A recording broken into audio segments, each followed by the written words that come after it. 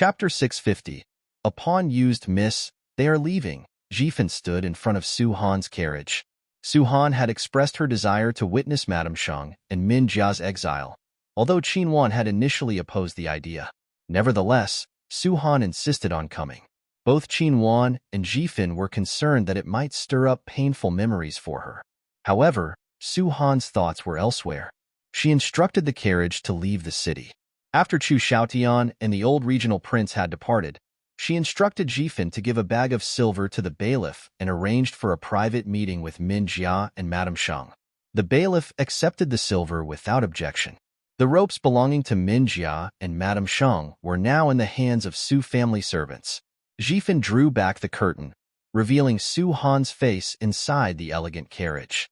Dressed in a lotus-colored robe with a blue belt cinched at her waist, her hair adorned with pearls, Su Han's complexion was as fair as snow.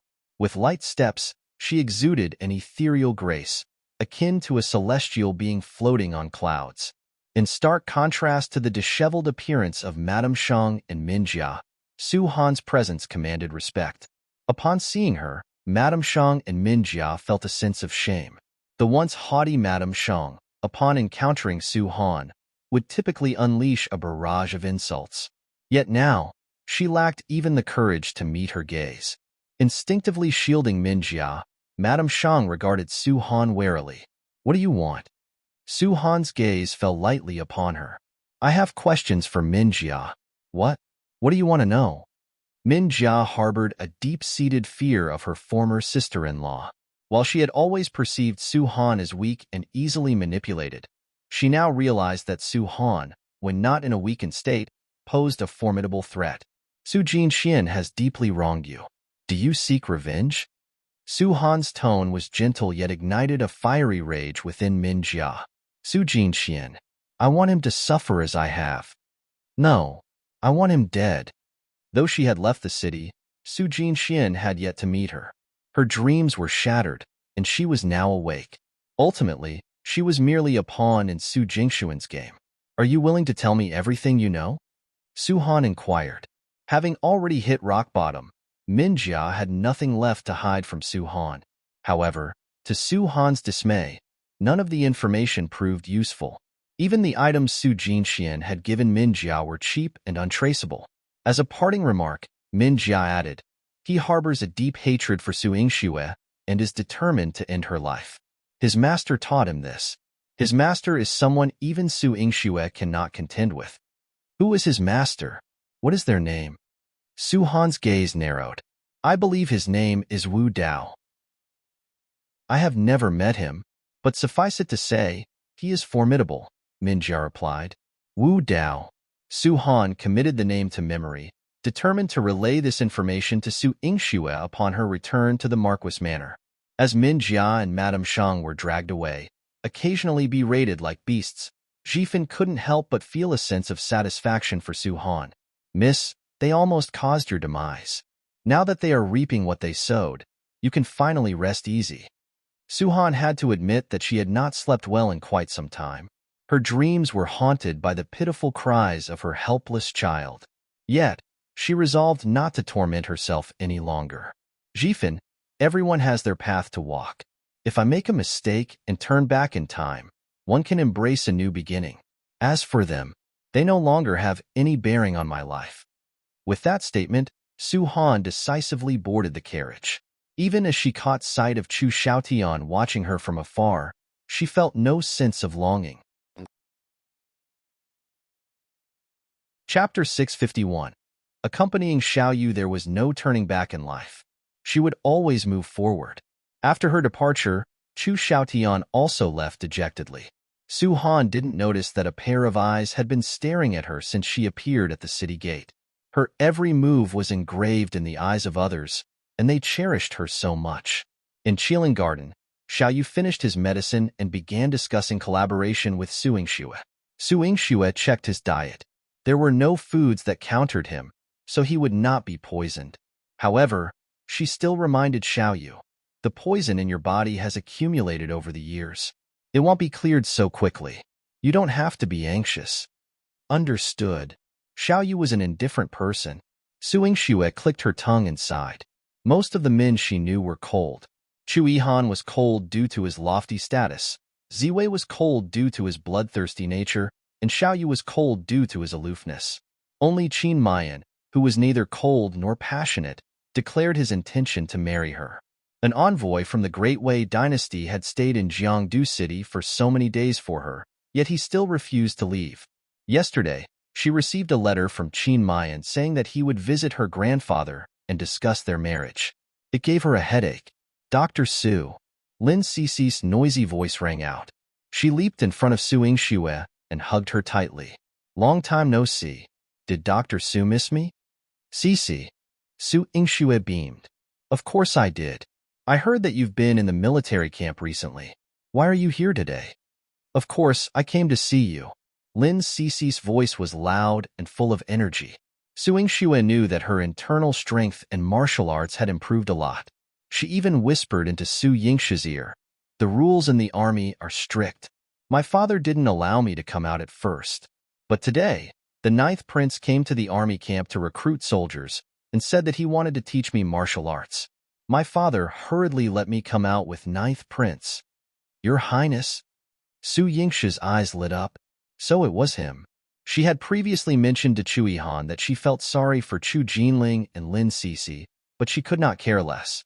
Chu Yihan knew that Chu Jinling had been staying in Qilin Garden recently, so he made a special trip to the military camp and brought him out with the excuse of teaching Lin Cici martial arts.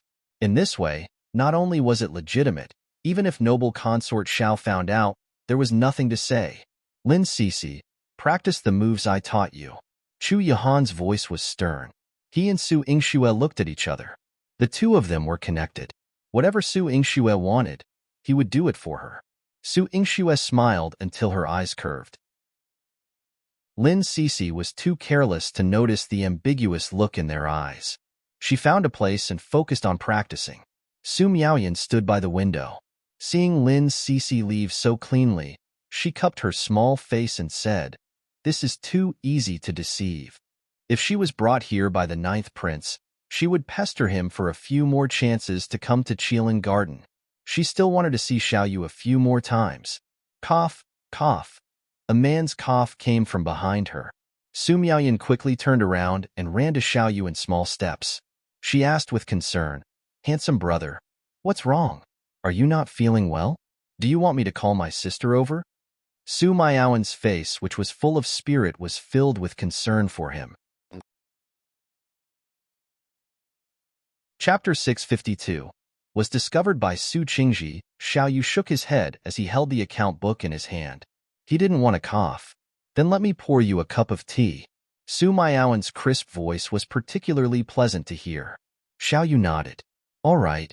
Su Miaoyan ran over to pour some tea, but then remembered Su Yingxue's instructions and changed it to hot water.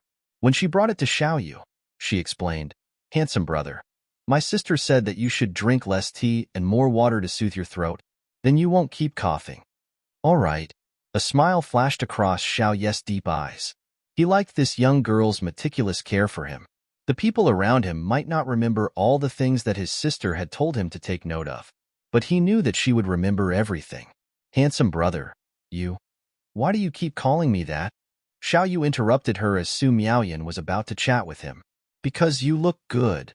I've never seen a brother who's more handsome than you." Su Miaoyan cupped her face and rubbed it against Xiaoyu's. The world of a young girl was so simple. She liked to look at him because he was good-looking and would even seize the opportunity to run over to see him. Xiaoyu had seen countless beauties since he was young, but none of them could compare to her. The young girl in front of him who had yet to mature looked pure and flawless when she smiled, making him want to protect her well. He raised his hand to take a brush, and Su Miaoyan picked up an inkstone to grind ink for him. With her by his side, Xiaoyu looked at the bleak fallen leaves outside the window and felt that it was more vivid. Su Yingxue saw that Chu Yihan had brought a gift. He must be here to see Xiaoyu. It was a misunderstanding that he had injured Xiaoyu. Your Highness was aloof and arrogant, but he was not an unreasonable person. Su Yingxue wanted to bring Chu Yihan to Xiaoyu's place, but Xiao Si stood at the door and said, "Our young master knows of your Highness' intentions. He has also accepted the gift. However, when young master is reading the account book, he never stops. They'll have to trouble your highness to wait for a moment. Chui Han nodded. All right. He knew that Xiao Yu wasn't the kind of person who would throw a tantrum at him on purpose. He did have this rule. In any case, the person he wanted to see was Su Yingxue. Xiao Si saw how compatible Chui Han and Su Yingxue looked when they stood together. He said considerately, the scenery of the Fenghua Garden and the Qilin Garden is not bad. It was built after the Suzhou Garden. If your highness and Miss Su don't mind, you can take a walk there. Just turn right and walk straight from this courtyard. Su Yingxue looked at Xiao Si with admiration.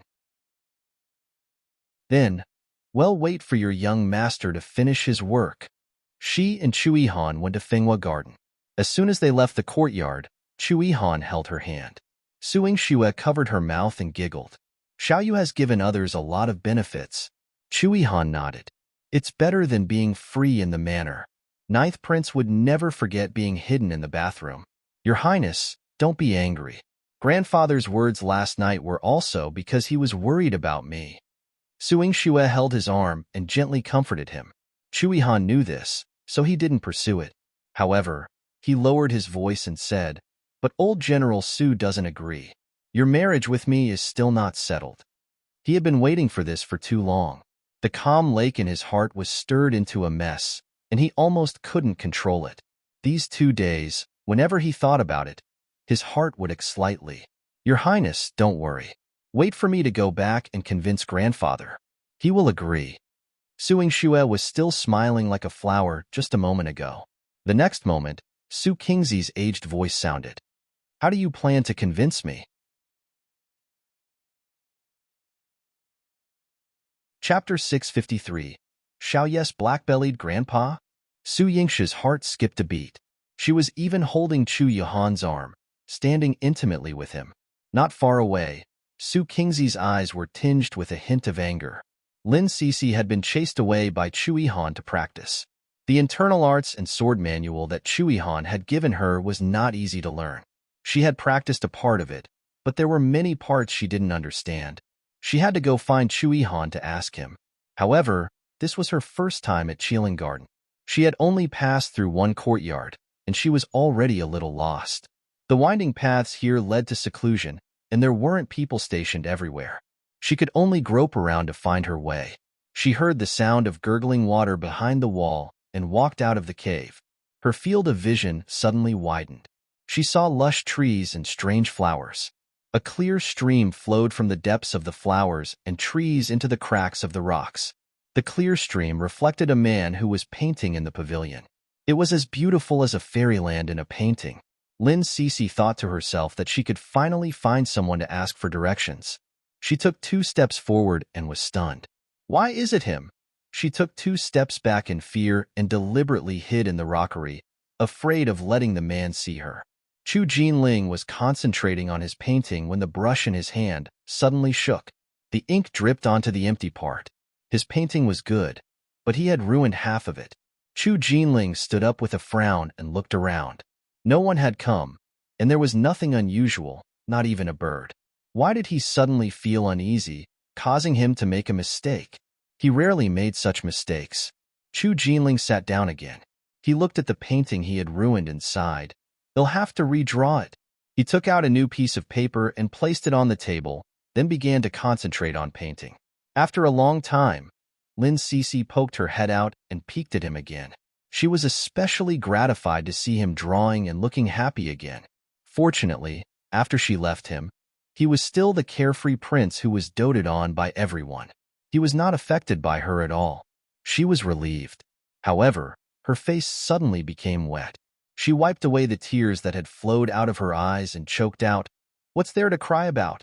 In the future, we can still be together." As long as Lin Sisi worked hard enough, she would definitely still be able to be together with Chu Jinling. Jinling, be good. Just like now, he wanted to live a good life and be a happy prince. Su Miaoyan stayed in Qilin Garden until the sky turned dark. Xiao Yu had already finished reading the account book and was reading a book. She cupped her face and sat beside Xiao Yu, holding a pen and writing. Why isn't Sister Shui here yet? Did her sister Shui only care about being with Ninth Prince and leave her here? Su Miaoyan raised her head and glanced at Xiao Yu. He was very focused on his book and didn't show any intention of chasing her away. But she couldn't stay like this forever, right? Handsome brother, can you help me look for my sister? It's getting late. We still have to go back and have dinner with grandfather. Su Miaoyan walked to Xiao Ye's side and winked at him. Her voice was fresh and sweet, making people feel warm in their hearts. Xiao Yu put down his book and called Xiao Si in. Let's have dinner. Yes, young master. Would you like to have a meal with Miss Su? Xiao Si's eyes flashed with surprise. Their eldest young master had left Su Miaoyan here for the entire afternoon. Xiao Yu nodded, and Xiao Si immediately went to prepare.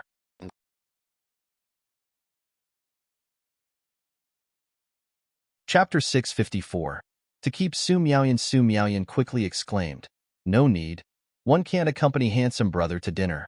Could you please help me find my sister and ask her when she'll take me back?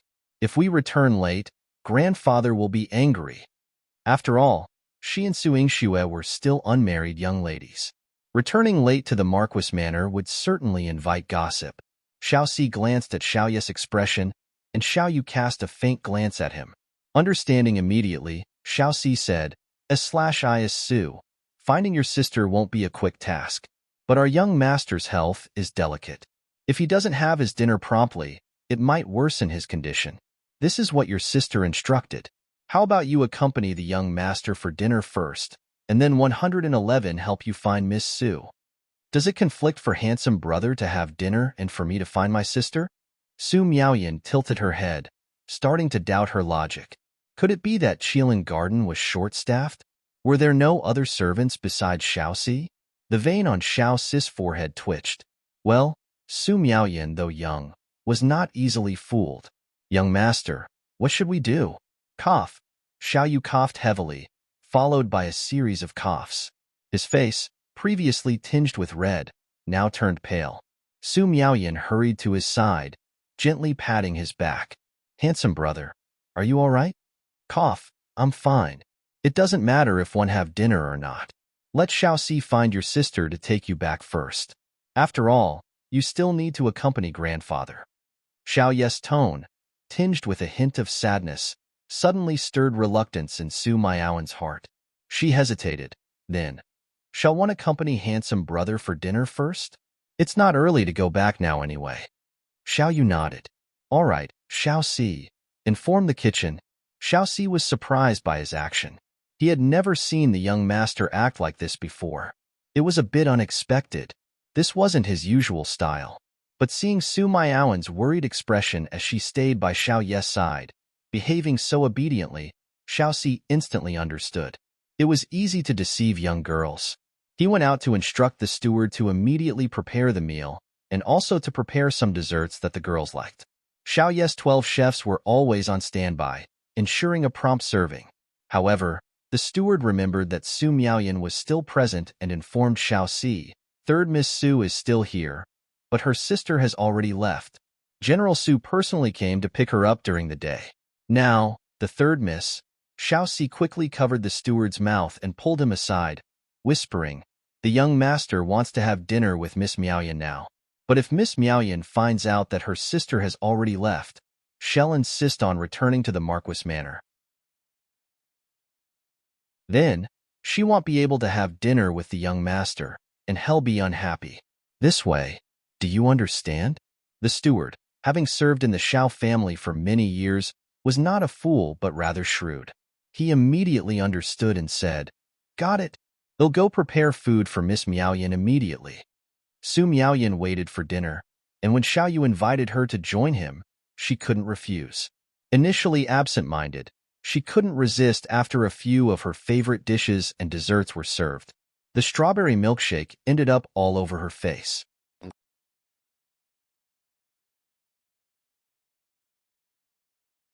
Chapter 655. Trick her into staying. She smiled as she ate. "Handsome brother, the chef here is amazing. The food is exquisite and delicious. I like it." Her fondness was written on her face, evident in every word she spoke, perfectly matching her demeanor. Xiao Yu looked at her, his cold eyes suddenly softening. He fetched a handkerchief from nearby, and after Su Miaoyan finished eating, He lifted her face and gently wiped away the traces on her face. Su Miaoyan raised her head, drawing closer to Xiao Ye's eyes, and was even more astounded. Handsome brother was a cold, handsome man. He was pale, dressed in white, with a pale complexion. His face, though seemingly delicate, featured strikingly sharp facial features, with a perfectly chiseled jawline and slightly parted pale lips exuding a hint of allure. Cold yet bewitching. How enticing! Su Miaoyan suddenly leaned in, and Xiao Ye's hand pressed against her lips. The touch of his fingers informed him that the girl's lips were soft, carrying a faint sweet taste. Aware that her lips had been pressed by Xiao Yu, Su Miaoyan boldly reached out her hand and tapped Xiao Ye's lips. She laughed and exclaimed, "Handsome brother, I've touched you too, so we're even." Su Miaoyan resembled a triumphant little fox, her eyes twinkling with cunning. Xiao Si stood by the side and watched in a daze. Miss Su Miaoyan was truly remarkable. She was the first unfamiliar woman who had come into contact with his young master at such a close distance, and she actually bumped into his young master. His young master had been indifferent and abstinent all year round. Didn't this miss know? Wait, the miss was still young. What did she know about such matters? However, the main point was that she, an ignorant miss, had suppressed thousands of girls who wanted to seduce Xiao Yu. This victory was truly something to be proud of. Unfortunately, Su Miaoyan's triumphant gaze revealed no affection, only the satisfaction of a successful ploy. And Xiao Yu, a barely perceptible blush graced his pale cheeks. Xiao Yu wiped his lips and regained his composure, asking Su Miaoyan, "Have you finished eating?" Su Miaoyan nodded vigorously and patted her stomach. "I'm full. Handsome brother, your food here is delicious. I want to eat with you next time." When Xiao Si heard this, he was overjoyed. Whenever Su Miaoyan visited, Xiao Yu would be happy. Perhaps his monthly salary would even increase by quite a bit. However, Xiao Yu said, "Let's talk about plans later." "What? Can't I eat with you anymore?" "Handsome brother." Su Miaoyan's small face instantly fell. She had just been celebrating her cleverness. So why did things suddenly change like this? Su Miaoyan's disappointment was evident in Xiao Ye's eyes, and a trace of a smile flickered in his deep gaze. Xiao Si instantly understood his young master's meaning and approached Su Miaoyan. "Miss Su, dinner is over, and the young master is going to rest. They'll have someone escort you back to the Marquis Manor." "Where's my sister?" Only now did Su Miaoyan think of suing Xue. "I don't know when Miss Su left," Xiao Si replied nonchalantly. He didn't mention why Su Yingxue left, or that she had left long ago. This way, Su Miaoyan would ask Su Yingxue when she returned, and she wouldn't blame his young master. She wouldn't find out that his young master was deceitful and deliberately kept her in the dark to make her stay.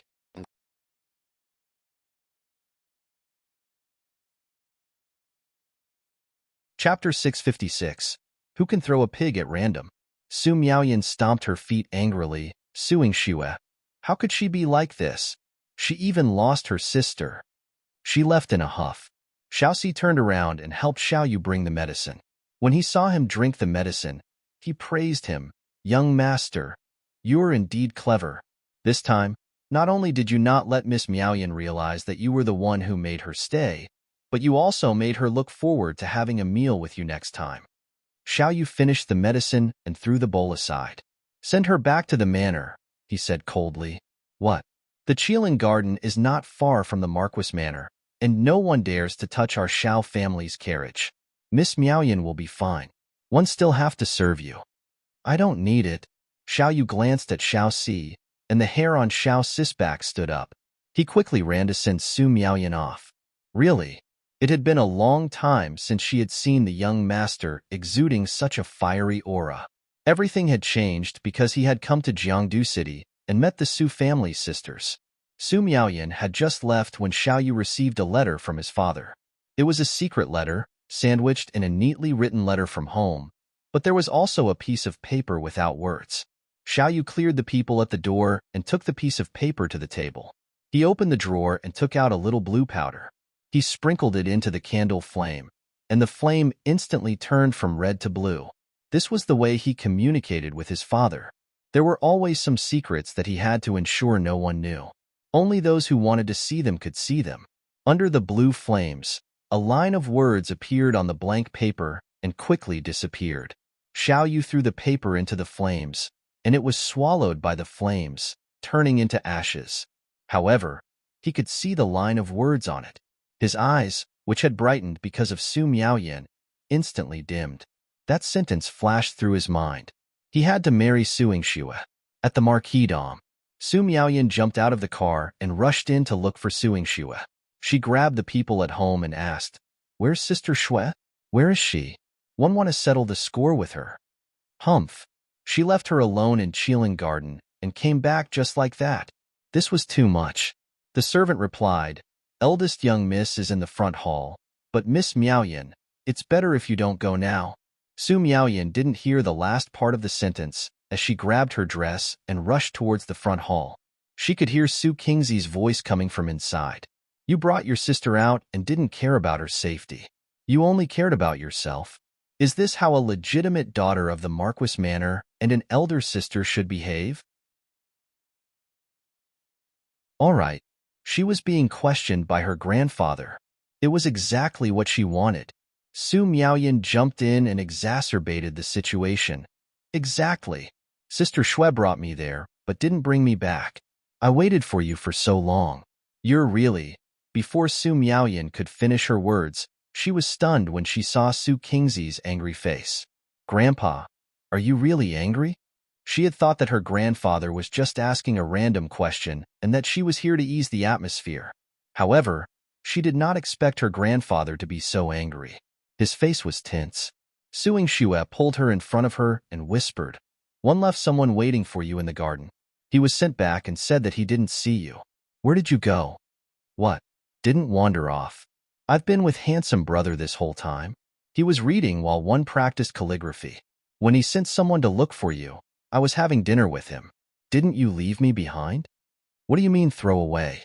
Who would throw away a pig that has been fed for over 10 years? What a waste of food."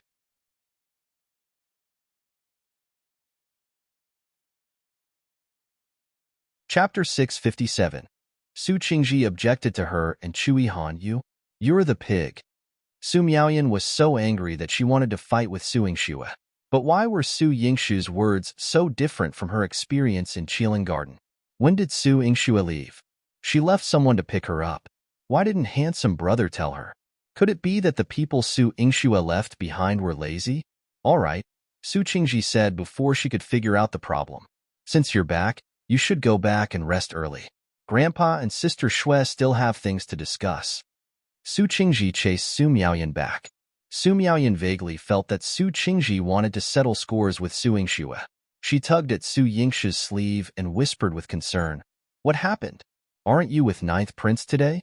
Why would Grandpa be angry with you?" Su Yingxue knocked her head. "It's none of your business. Go back and sleep." "Then do you want to help?" "No, go back." Su Yingxue pushed Su Miaoyan out. Su Miaoyan was a smart person, but her matters were not something she could interfere with. Su Miaoyan was very worried, but still obediently left. Once she left, there was only Su Qingji and Su Yingxue left in the hall. Previously, Su Qingji had been looking for other things to blame Su Yingxue for because he did not know how to bring it up. However, things had dragged on until now. Even if he dragged it on, he had to ask, "Yingxue, tell Grandpa honestly, what happened between you and Ninth Prince today?" The way the two of them interacted did not seem like the first day they were together. That kind of intimacy, even if they had been married for many years, they might not have such deep feelings. Su Yingxue took a deep breath and opened her eyes again. When she looked at Su Qingji, her eyes were very honest. "Grandpa, you just want to hear the truth, right?" The truth was already clear in Su Qingzi's heart. But if Su Yingxue said it out loud, Su Qingzi's eyes darkened. "Tell me." Su Yingxue lifted her skirt and knelt in front of Su Qingji. She told him in a firm tone, "Grandpa, one like Ninth Prince, we love each other." Su Qingji was shocked. He did not expect Su Yingxue to be so calm. He even wanted to ask, "Why? Why?" Su Yingxue blinked in confusion. "Do you need a reason to like someone? If it were anyone else, they wouldn't need it." However, Do you know that Chu Yihan was the son the late emperor valued the most? He was the emperor's younger brother, and he was the ninth prince, who held great power. Of course I know. Su Yingshi's eyes were clear. You don't know. Su Qingji slammed the table and stood up. Your sister Su Han is such a smart person, but she married someone else. How long have you known ninth prince? How can you say such words so confidently? Do you know what the ninth prince thinks? Su Yingxue answered with certainty. He must be too. Grandpa, he likes me. Otherwise, why would he think of all the ways to get you back? Come and propose marriage. These words were embarrassing, and Su Yingshi's face turned red. After Su Qingji heard this, he snorted coldly. If one had known that he was planning this, one would have been delayed for a year and a half to get back home. It would allow Su Yingxue to grow up a little more and also allow her to see Chu Yihan more clearly. However, he did not expect this. Grandpa, don't you admire your Highness character? Why do you feel so disgusted when you hear about us? Your Highness is not a bad person.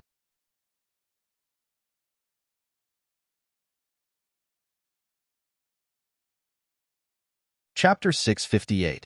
Oppose marriage. Su Yingxue knelt on the ground, utterly puzzled. She remembered that her grandfather rarely mentioned any heroes when she was young. Among the few times he did, Chu Yihan was mentioned, and his grandfather spoke of Chu Yihan as a great hero of the time. The respect in his words was akin to wanting to be brothers with him. But why did it seem that when it came to her, her grandfather regarded Chu Yihan with suspicion, as if he were a villain? Grandfather may admire him, but this ninth prince has his eyes on you. This left Su Qingji perplexed. Setting aside the fact that Chu Yihan was over 10 years older than Su Yingxue, if they had married earlier, their daughter would have been as old as Su Miaoyan. Considering Chu Yihan's grip on power, his deep-seated enmity, and boundless ambitions, how could he be considered faithful? Su Yingshi's temperament was akin to Long Shul's, which, in the eyes of their circle, was considered rebellious. What about gender equality? Long Shuli advocated for it, and Su Yingxue lived by it. She provided free medical care for female patients on the 1st and 15th of every month, which was evident. However, with her temperament, how could he feel at ease with her marrying Chu Yihan? It might be better to marry someone like Su Dingheng, a waste of space, for a more worry-free life. Su Yingxue sensed Su Qingzi's dilemma. He seemed to have many unspoken thoughts, unsure how to express them. She gently reasoned, Grandfather, if you understand your Highness, you would know he's not a bad person. If I'm with him, wouldn't there be no harm? How can there be no harm? Su Qingji immediately widened his eyes. If there's no harm, how did you become enemies with the Empress? Why do the third prince and the seventh prince despise you so? What about noble consort Xiao and the Xiao family? You've thrown yourself into the heart of the storm. Back then, her mother, Long Shuli, couldn't escape unscathed. And now, here she was. Su Qingji pressed his forehead, feeling increasingly annoyed at the thought. He had only wanted Su Yingxue to live out her days in peace and happiness. If only she had learned a fraction of her mother's wisdom, she would have been an exceptional woman. But he hadn't expected her to learn almost all of it. Su Yingxue instantly dared not argue with Su Qingji. Indeed, experience counts for much. Grandfather's gaze was piercing. No matter what she said, she seemed powerless. But, Grandfather, given the situation, with all the enmity that's already arisen, shouldn't we just accept it? Why not allow your Highness and me to be together, and I'll ask him to propose? Su Yingxue boldly suggested to Su Qingji. Su Qingji placed his hands on his hips, silent for a moment. Then, turning to Su Yingxue, he said, No. Grandfather does not agree to you marrying him. Grandfather. Su Yingxue was anxious. She stood up and walked to Su Qingzi's side. Grandfather, your Highness, and I truly love each other. Your Highness has been preparing for a long time.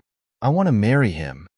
Su Yingxue, you're a young lady, yet all you talk about is marriage. Aren't you ashamed? Su Qingji widened his eyes and glared at Su Yingxue. Su Yingxue shook her head. What's there to be ashamed of? It's a matter of mutual consent. When brother and sister-in-law were engaged, He was very straightforward. He said he would only marry sister-in-law. Didn't grandfather agree? Su Qingji choked. Your brother? It was too rash. Su Hao was mature, sensible, and made his own decisions regarding his marriage. Su Qingji wouldn't interfere. But now, Su Yingxue was bringing it up. Su Qingzi's expression turned stern. If you say another word, they'll reject your brother's marriage too. They're only engaged, not married yet. Your brother still has to guard the border for 2 more years.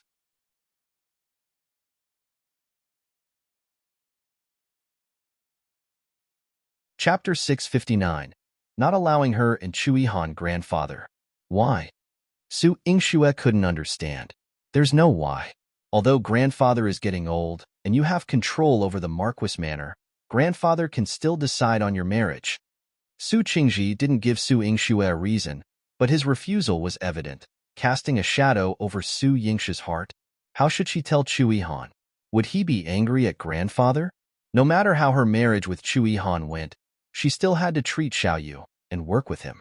Su Yingxue had originally thought that if she left Su Miaoyan behind, this young girl would throw a tantrum or something. However, the next day when she boarded the carriage to the Xiao family, Su Miaoyan still followed her. Su Yingxue pinched her tender face. Didn't you say I'd leave you behind and never go out with me again? You came up quite quickly. Su Miaoyan also reached out to pinch her. One was afraid you'd be feeling terrible by yourself, so one came to keep you company. After all, grandfather rejected your marriage with the 9th prince, so you must be feeling terrible.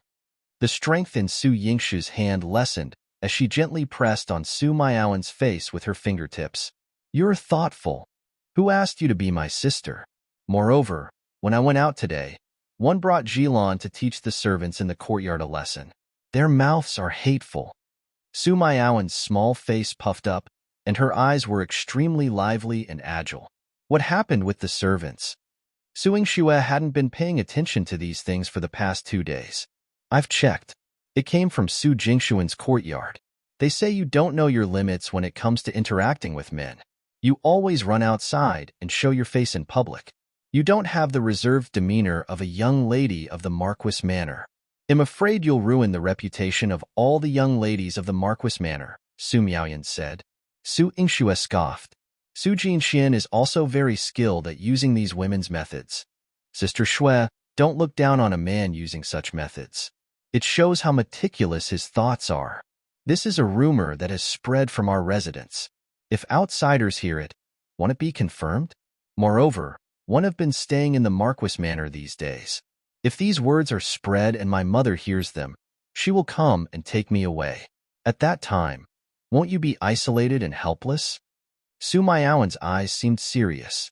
Isolated and helpless? It seems you still value yourself very much and can help me a lot. Su Yingxue smiled and scratched Su Miaoyan's nose. Her smiling face seemed to have magic, making people feel good when they saw it. Of course, I'm your eyes in the residence. Besides, with my identity, Su Jinxian can't touch me. I can still help you and keep an eye on handsome brother. Su Miaoyan blinked her eyes. Don't you want to see 9th prince after treating handsome brother today? Su Yingxue's thoughts were right. She rubbed Su Miaoyan's head and followed her to see Xiaoyu. Xiaoyu was much more proficient in business than Su Yingxue. He would decide on the shop fronts and medical channels within a few days. In Jiangdu City, he decided on 4 clinics as a trial. Su Yingxue recommended Manager Qi as the person in charge. She had already asked Manager Qi to gather the doctors. Many folk doctors in the Great Qing dynasty had come because of her reputation. Now, there were already many famous doctors in her clinic. Xiaoyu said that he wanted to meet these doctors with her and then discuss other matters regarding the clinic.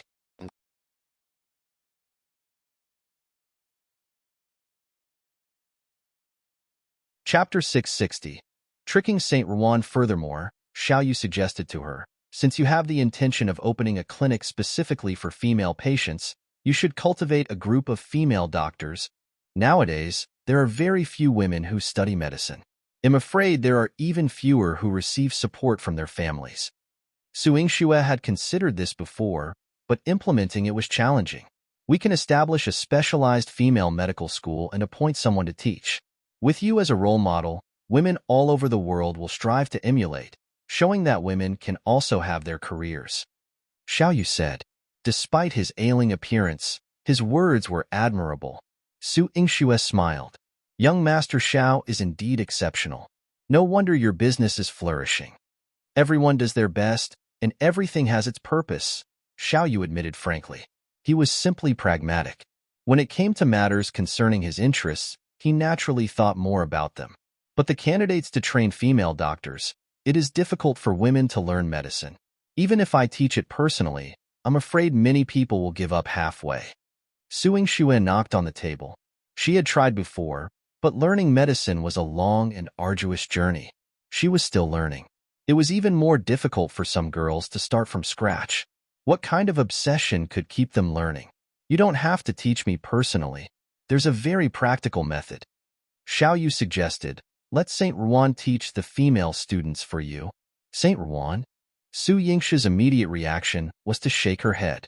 You know he practices both medicine and poison, but you're unaware he's a womanizer.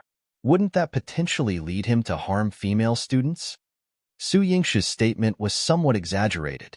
In reality, Saint Ruan had already been reprimanded by her mother and had changed his ways.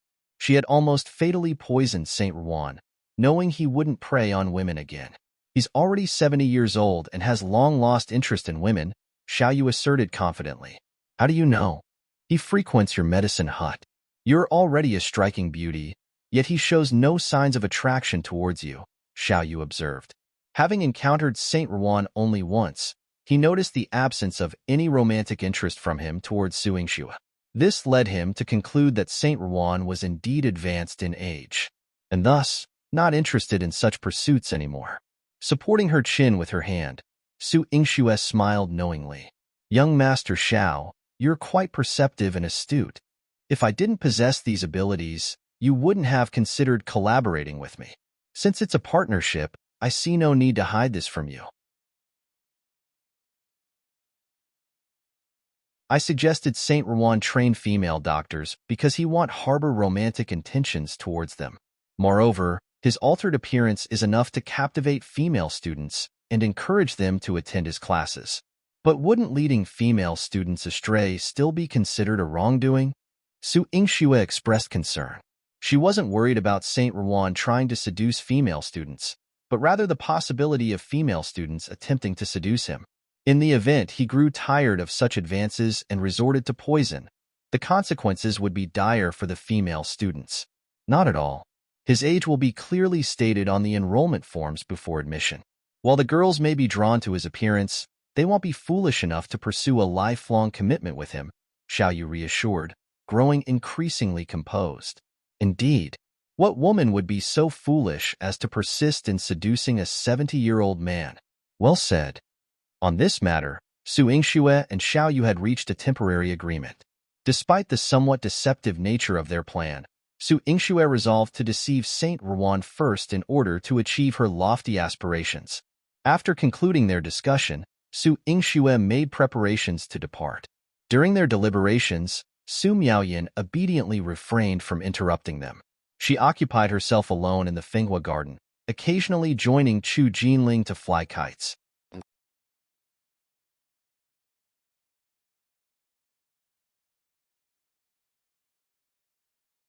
Chapter 661. Black-bellied Xiaoyu seeing Su Yingxue's arrival, Su Miaoyan still held a kite. She winked at her sister. Go ahead. I'll wait for you here. Just don't forget to come back and pick me up. Su Yingxue held her little face and rubbed it against her. Okay, when we get back, I'll have someone make you green plum cakes to eat. Good. Su Miaoyan's crisp and sweet laughter reached Xiao Ye's ears. He looked at Xiao Si. Green plum cakes. What? Young master, what did you say? Green plum cakes. Xiao Si saw Xiao Ye's gaze fall on Su Miaoyan and suddenly understood that this was Su Miaoyan's favorite.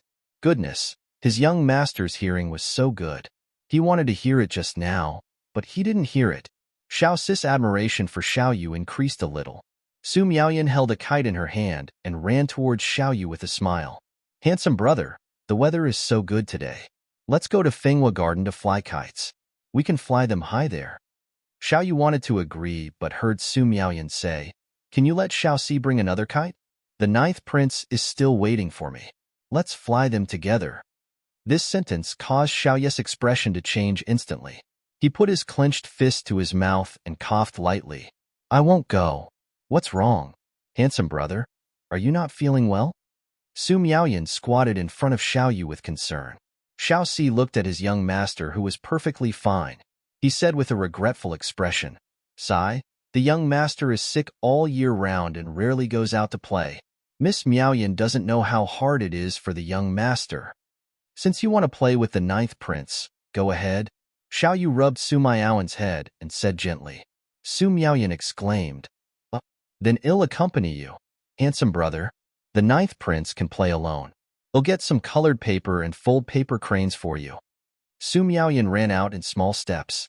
The sunlight danced on her body, and the mottled light and shadow made her glow like a jumping elf. Xiao Ye's eyes, which had always been calculating, had a touch of brilliance. At the ninth prince's mansion, Su Yingxue recalled being taken away without explanation by her grandfather yesterday. Chu Yihan must have felt terrible, so she secretly wanted to give him a surprise. Just as she was about to rush into Chu Yihan's study, Emochi told her, "Miss Su, your highness has something important to discuss. Why don't you wait a minute?" Although he had never made Su Yingxue wait, the situation was serious this time, and Emochi didn't dare to let her in. Moreover, Su Yingxue probably wouldn't be happy to see the people inside. Su Yingxue felt a little disappointed, but she still knew the big picture. She said, "Then I'll wait for your highness in the front hall." Emochi smiled. "I'll inform you immediately after your highness is done talking." Su Yingxue strolled to the front hall. The old steward entertained her and laid out a dazzling array of tea and snacks. "Miss Su, your highness prepared these long ago. Take a look and see if they suit your taste. If you don't like them, I'll have another chef prepare something for you next time." The old steward's smile was very kind and made Su Yingxue feel warm. Su Yingxue's eyes curved. "Thank you." She could tell that these were all carefully prepared and tasted very good. The old steward was afraid she would be bored alone, so he even brought out a variety of designs for her to choose from. "These are all prepared for your highness' wedding. These are the patterns of silk, silk flowers, the word happiness, and red silk. Take a look and see which ones you like. You chose them yourself, and your highness will surely like them too."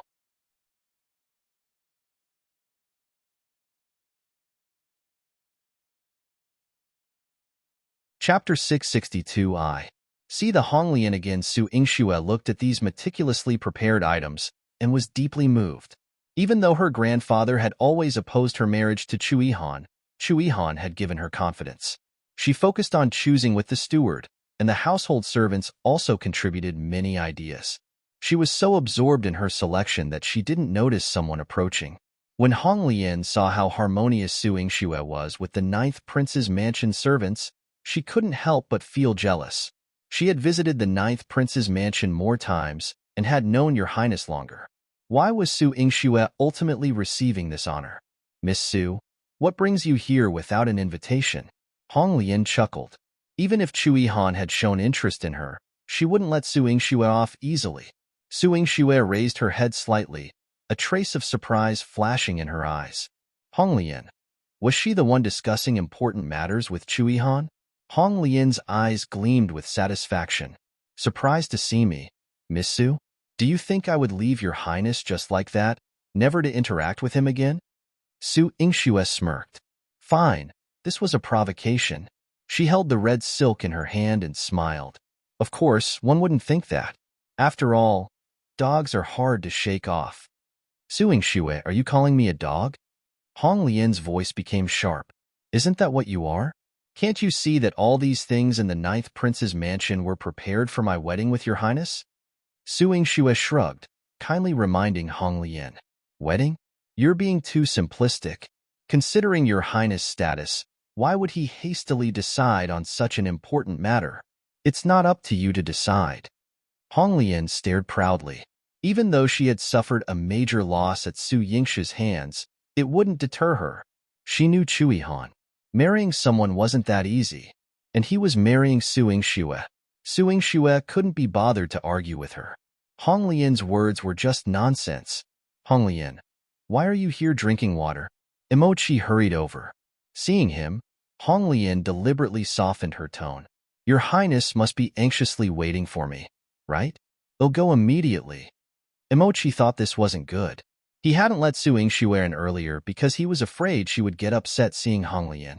But now, the two of them, Su Yingxue didn't argue with Hong Lian or make things difficult for Emochi. Since your Highness is busy, you can go ahead. They'll wait for him. Thank you, Miss Su. Emochi breathed a sigh of relief and quickly escorted Hong Lian away. His expression darkened. Hong Lian, have you forgotten the lesson your Highness taught you? Miss Su is about to enter the 9th Prince's mansion and become the future 9th Princess Consort. You are not allowed to offend her again. Emochi had made a mistake once, and he wouldn't let it happen again. Hong Lian glared at Emochi. You're just a subordinate. Even your Highness hasn't said anything. How dare you speak nonsense? Are you sure your Highness will marry Su Yingxue?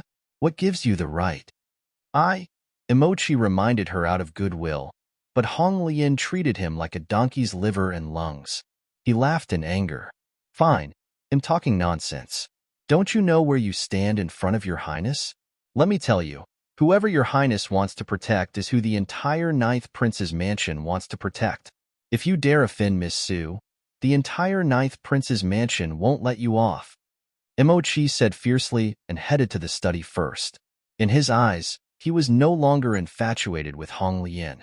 Hong Lian was slightly stunned. Why? Didn't he used to? Emochi had fallen in love with her at first sight and had always treated her well. Even if she liked your Highness, Emochi had helped her a few times. Why was he treating her like this now?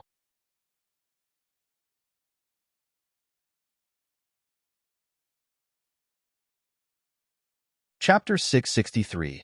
Anger. Hong Lian, was it all because of Su Yingxue? Hong Lian's hatred towards Su Yingxue deepened even further. Su Yingxue, even Emochi respects and values you. I won't let you off easy. She deliberately lingered a bit longer in Chu Yihan's study room. Let Su Yingxue wait. After patiently waiting for 2 hours, Su Yingxue approached the study room. Upon hearing no conversation inside, she asked Emochi, have they finished their confidential discussion? Can I go in now? Emochi nodded.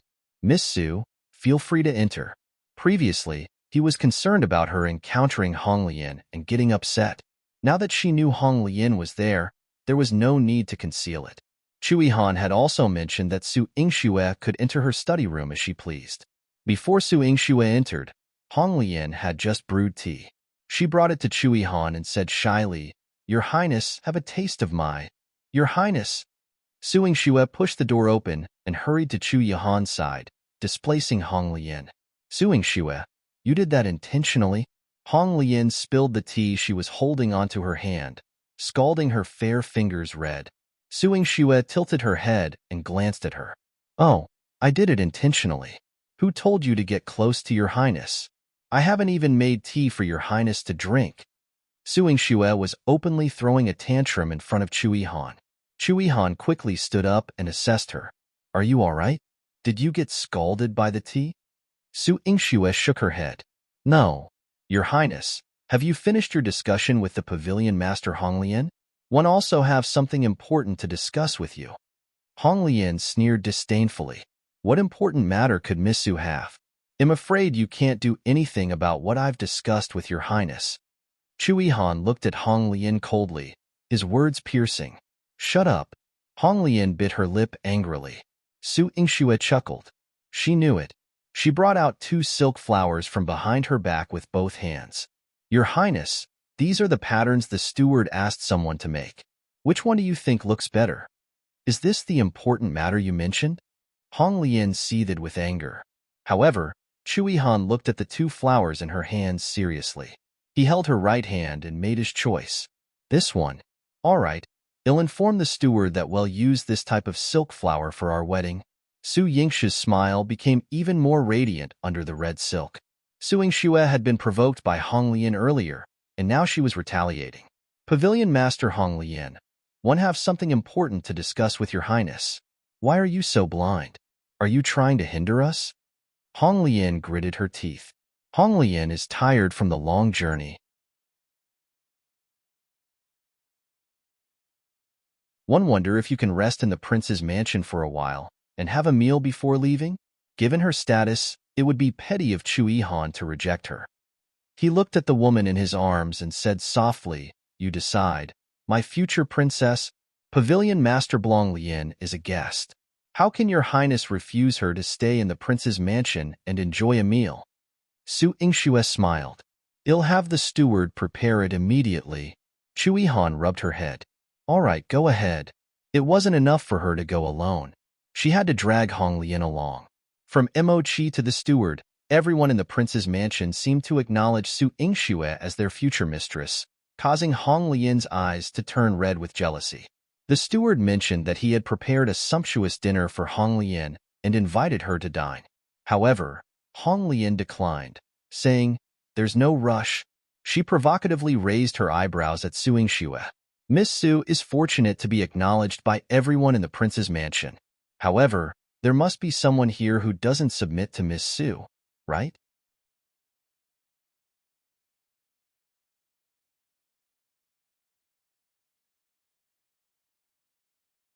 Chapter 664. Let's see who can conquer Shan Bao. No.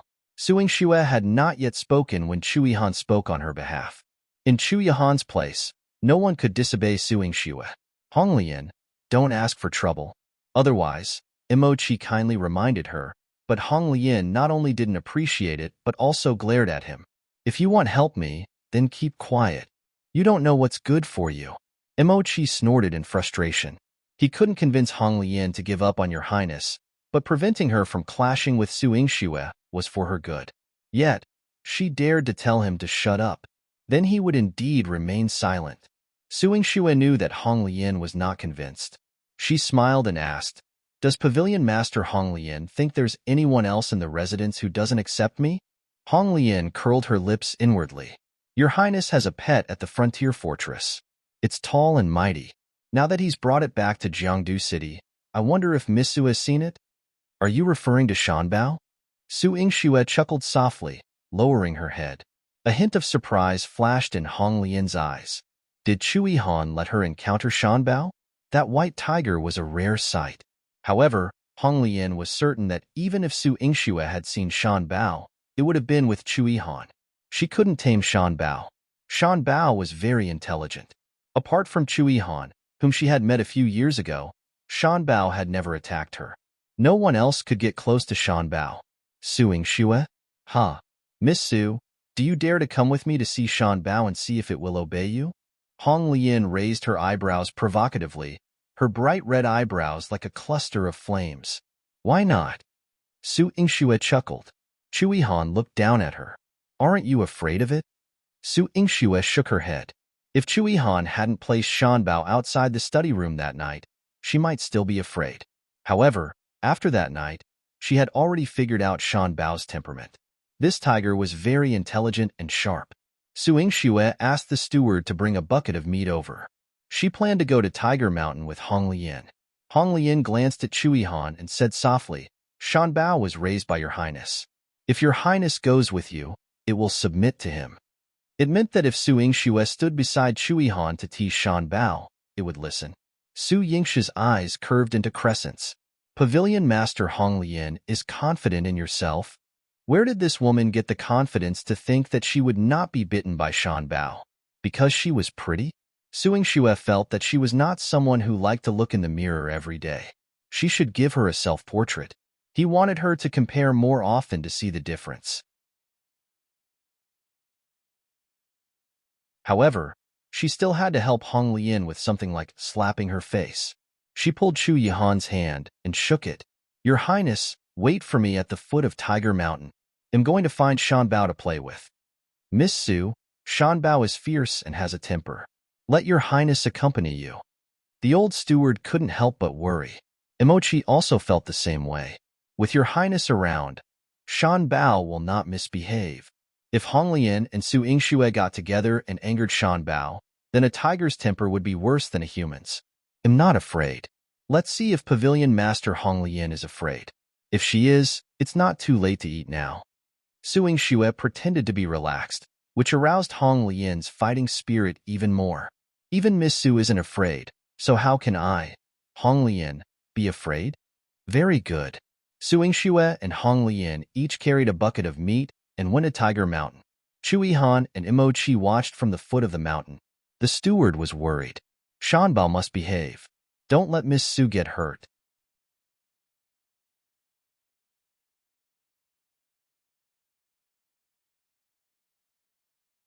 Chapter 665.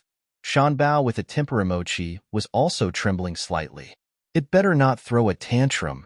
He had been feeding Shanbao for over a year and had tried to play around with him, but Shanbao didn't give him any face at all. If he hadn't run away quickly, he would have ended up feeding Shanbao one of his arms. This tiger had quite a temper. Among the three of them, Chu Yihan was the most composed. He knew very well that the night Su Yingxue managed to get past Shanbao and reach his study, she had already gained Shanbao's approval. But he found her jealousy towards Hong Lian because of him quite beautiful. Chu Yihan gazed at Su Yingxue's retreating figure, and the corners of his mouth involuntarily curled upwards. Tiger Mountain was steep and treacherous, with plenty of sand and gravel making the path difficult to navigate. And Shanbao was nowhere to be found. It was waiting for its dinner, its white belly already turned upwards. Shanbao! Shanbao! Someone was calling it. Su Yingxue and Hong Lian called out from opposite sides of Tiger Mountain. Su Yingxue observed the claw marks on the ground and speculated that Shanbao was waiting in a nearby cave, so she tossed a piece of meat onto the ground. Shanbao emerged at the scent of meat. When it saw Su Yingxue, its tiger face drooped. This woman again. Shanbao, come and eat. Su Yingxue waved at Shanbao in a friendly manner. Shanbao scraped the ground with its left paw. It wasn't too keen to approach, but the meat smelled very enticing. Huh. Su Yingxue, what do you think Shanbao is? He's the king of beasts, a white tiger rarely seen in 100 years. Even your highness had a hard time bringing him back when he first encountered him. But you're feeding him like this. What do you take him for? Hong Lian sneered behind Su Yingxue, her eyes filled with contempt. Su Yingxue found it amusing. Then how should I feed him? Should I feed myself to him? Of course, we should show him respect. Hong Lian had tamed many wild beasts, including lions and tigers. She had also fed Shanbao before. Confidently, she approached Shanbao, squatted down, mumbled something, and then reached out to stroke Shanbao's head. As her hand gently touched Shanbao's head, she turned back to Su Yingxue, smirking. See that? Shanbao understands human nature. He chooses who it allows to get close to it. You'd better be careful. Just as Su Yingxue finished speaking, Shanbao suddenly opened its mouth and roared at Hong Lian. If Hong Lian hadn't reacted quickly with her lightness skill, her hand would have been in Shanbao's mouth by now. Hong Lian was greatly surprised. How could this happen? This was how she usually tamed tigers. Why was Shanbao angry at her today? Look, it seems like you want to feed Shanbao with your body, Pavilion Master. But Shanbao isn't just any tiger.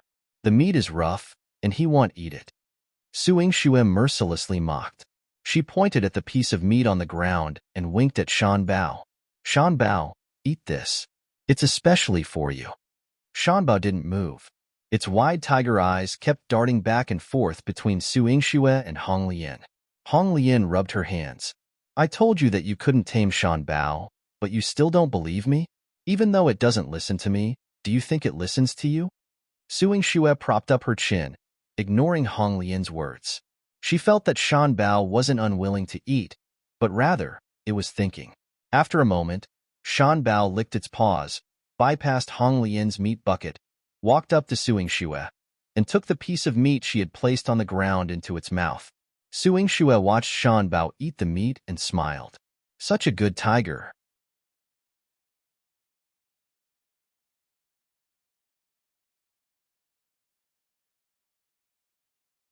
Chapter 666. The consequences of angering Shanbao. Shanbao lowered its head and ate the meat without saying a word.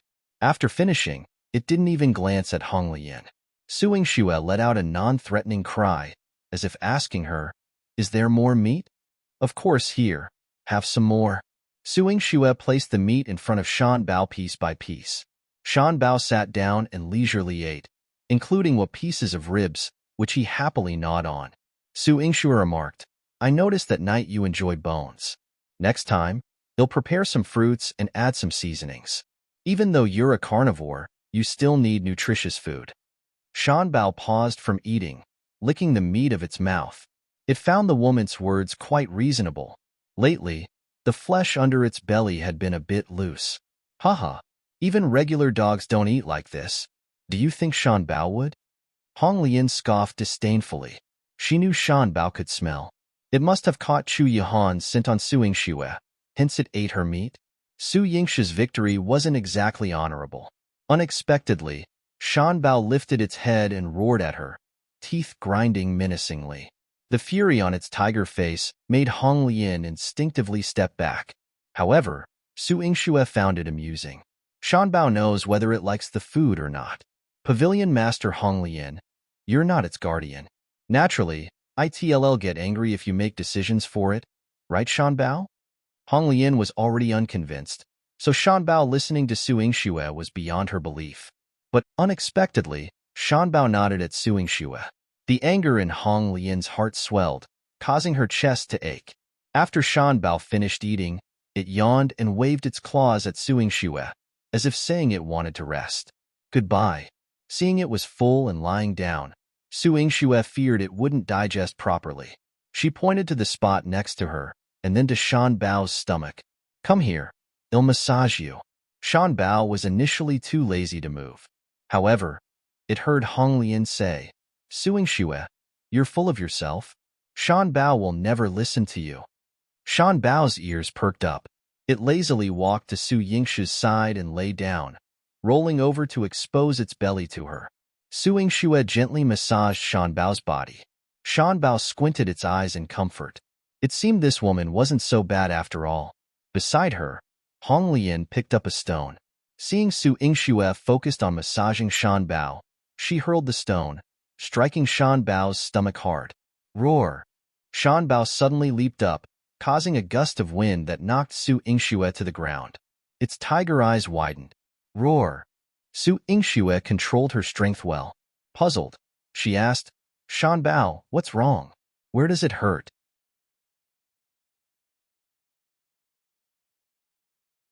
Shan Bao bared its teeth fiercely, its fur bristling as it emitted a low growl, its anger evident. Taking a step closer to Su Yingxue, she felt a bit nervous, but she hadn't harmed Shan Bao earlier. Shan Bao, you won't bite me, will you? Haha, Su Yingxue, you've angered Shan Bao, and you still want to escape? Hong Lian sneered triumphantly, hoping to witness Su Yingxue torn to shreds by Shan Bao. Roar! Perhaps feeling too triumphant, Hong Lian's reaction was slow. Shan Bao suddenly pounced on Hong Lian, slashing her face with its claws and sinking its teeth into her. All. The woman's scream pierced the sky. Oh no! Miss Su! The steward's legs trembled in fear.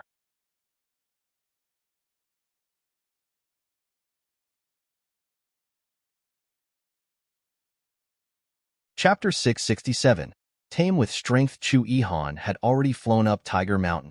Seeing Su Yingxue standing unharmed, he quickly hugged her. Are you all right? Su Yingxue pointed at Hong Lian. She's the one who's hurt. A piece of flesh had been torn from Hong Lian by Shan Bao. She struggled desperately to escape from the tiger's mouth and ran away in a panic. Emochi shouted, Shan Bao, don't bite her. But Shan Bao didn't listen to him at all. Chu Yihan watched as it leaped down from Tiger Mountain, about to pounce on Hong Lian. Come back! Chu Yihan shouted coldly. Roar! Shan Bao was slightly off course. Instead of biting Hong Lian, it raised its claws. Whoosh! Hong Lian rolled on the ground in pain, her body covered in blood. Emochi quickly tore off his clothes and helped her tie up the two large wounds. But when he saw her condition, Emochi's eyes widened. You! He picked up Hong Lian and turned to Chu Yihan. Your Highness, if we don't treat her immediately, she won't survive. Yes, Chu Yihan nodded, and Emochi immediately carried Hong Lian away for treatment. Shan Bao walked back to Chui Han. There was still blood at the corner of its mouth, but its expression was gloomy. Chui Han asked, "Who told you to do this?" Roar. Shan Bao became very obedient in front of Chui Han. It lay down, flipped its belly, and pointed at Chui Han with claws. Then, it kept looking at Su Yingxue. Su Yingxue explained, "I fed it just now and was rubbing its stomach, but for some reason, it suddenly became angry." Shan Bao's claws were placed on its stomach again. Su Yingxue squatted down and poked its paw. "Do you want me to check it for you?" "Yes." Shan Bao nuzzled towards her. Su Yingxue pushed away its claws and touched its stomach. There was a small dent. She pulled away the tiger fur and took a closer look. "How dare she hurt you?" "Your Highness, look. Shan Bao is injured." Su Yingxue tugged at Chui Han. Chui Han squatted down to check. When he touched the dent in Shan Bao's stomach, the seriousness on his face softened. He rubbed Shan Bao's head. "Forget it. It's not your fault." Sob, sob, sob. Shan Bao rubbed its head against Chui Han's hand, feeling wronged. Wasn't this its fault? "It hurts." "Shan Bao, let me apply some on you." "It won't hurt anymore." Su Yingxue scratched its chin and asked the steward to bring a sheepskin back. She filled it with some hot water and then used it to rub Shan Bao's stomach. Roar. It let out a comfortable sigh. After Su Yingxue was done massaging it, it got up and rubbed the back of Su Yingxue's hand. Su Yingxue's eyes lit up. "Can I touch you now?" Shan Bao did not react, but when Su Yingxue touched its head, it was obedient and did not even move. Su Yingxue was very happy. It's all thanks to Pavilion Master Hong Lian. Otherwise, Shan Bao wouldn't have gotten close to me so quickly. Chui Han lifted a strand of hair from her cheek. "You're mine, so it will naturally get close to you." However, while Su Yingxue was happy, he also reminded her, "But you can't get too close to it." "Why?" "It's a male." Shan Bao was speechless. Su Yingxue and Chui Han came down from Tiger Mountain. Seeing Su Yingxue safe and sound, the old steward let out a long sigh. Fortunately, Miss Su wasn't the one who was injured. It was Miss Hong Lian who was injured. Stop the bleeding in time. She won't die. Su Yingxue had witnessed the entire process and could make a certain judgment.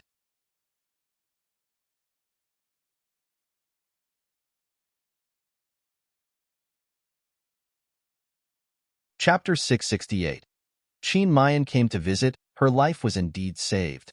But the estate physician said her face and body were ruined, the old steward said. Su Yingxue nodded. Yes, she deserved it. As a woman, speaking like this was unavoidably cold, but Chui Han felt she was admirable. Those who reap what they sow need no sympathy, he said. Of course, human emotions are precious and shouldn't be wasted on unnecessary people, Su Yingxue said, linking arms with Chui Han. Together, they had dinner before hurrying back to Qilin Garden. On the carriage back to the Marquis Manor, Su Miaoyan sighed lightly, holding her small face. I'm glad sister didn't forget to pick me up. Su Yingxue pinched her nose. I could never forget you. But from what one see, you're enjoying yourself in Qilin Garden too. Of course, with a handsome brother to look at and the ninth prince to play with. Su Miaoyan had an innocent expression. In her world, being good-looking and having fun was enough to make her happy. However, she felt a little guilty for standing Chu Jinling up today. I was supposed to fly kites with the ninth prince this afternoon. He had already prepared the kites, but handsome brother's health is fragile, so he couldn't risk being out in the wind, and we ended up practicing calligraphy instead. He can't risk the wind? Su Yingxue scoffed. My medical advice was for him to get plenty of sun and exercise. Why was he so delicate? But handsome brother keeps coughing. Su Miaoyan's eyes widened. Su Yingxue found it odd. Xiaoyu rarely coughed when he was with her, and he took medicine more efficiently than eating. Was there something in Su Miaoyan's constitution that caused Xiaoyu to be sensitive to the wind? Seeing Xiaoyu coughing? Su Yingxue thought maybe Su Miaoyan should spend less time with Xiaoyu and more with Chu Jinling to nurture her innocence. The next day, when Su Yingxue was about to take Su Miaoyan to Qilin Garden as usual, Zhilan came to inform her, Miss, there's a visitor. The master wants you in the front hall. Who is it? Scarlet Flame King. Qin Mayan. Su Yingxue frowned. She didn't expect Qin Mayan to still be in the Great Wei dynasty. Was he planning to stay in Jiangdu City? In the front hall, before Su Yingxue could approach, she heard the two men laughing heartily. In the Battle of Yuehu City, one truly admired the old general's tactics. If it were me, I might have died on the battlefield. Ah, that's not necessarily true. When Yuehu City was besieged, although the situation was dire, if I could manage, you might too. This young man has the vigor of youth. He might find another way out. Su Qingji was all smiles as he stroked his beard. Come, let me drink to the Scarlet Flame King.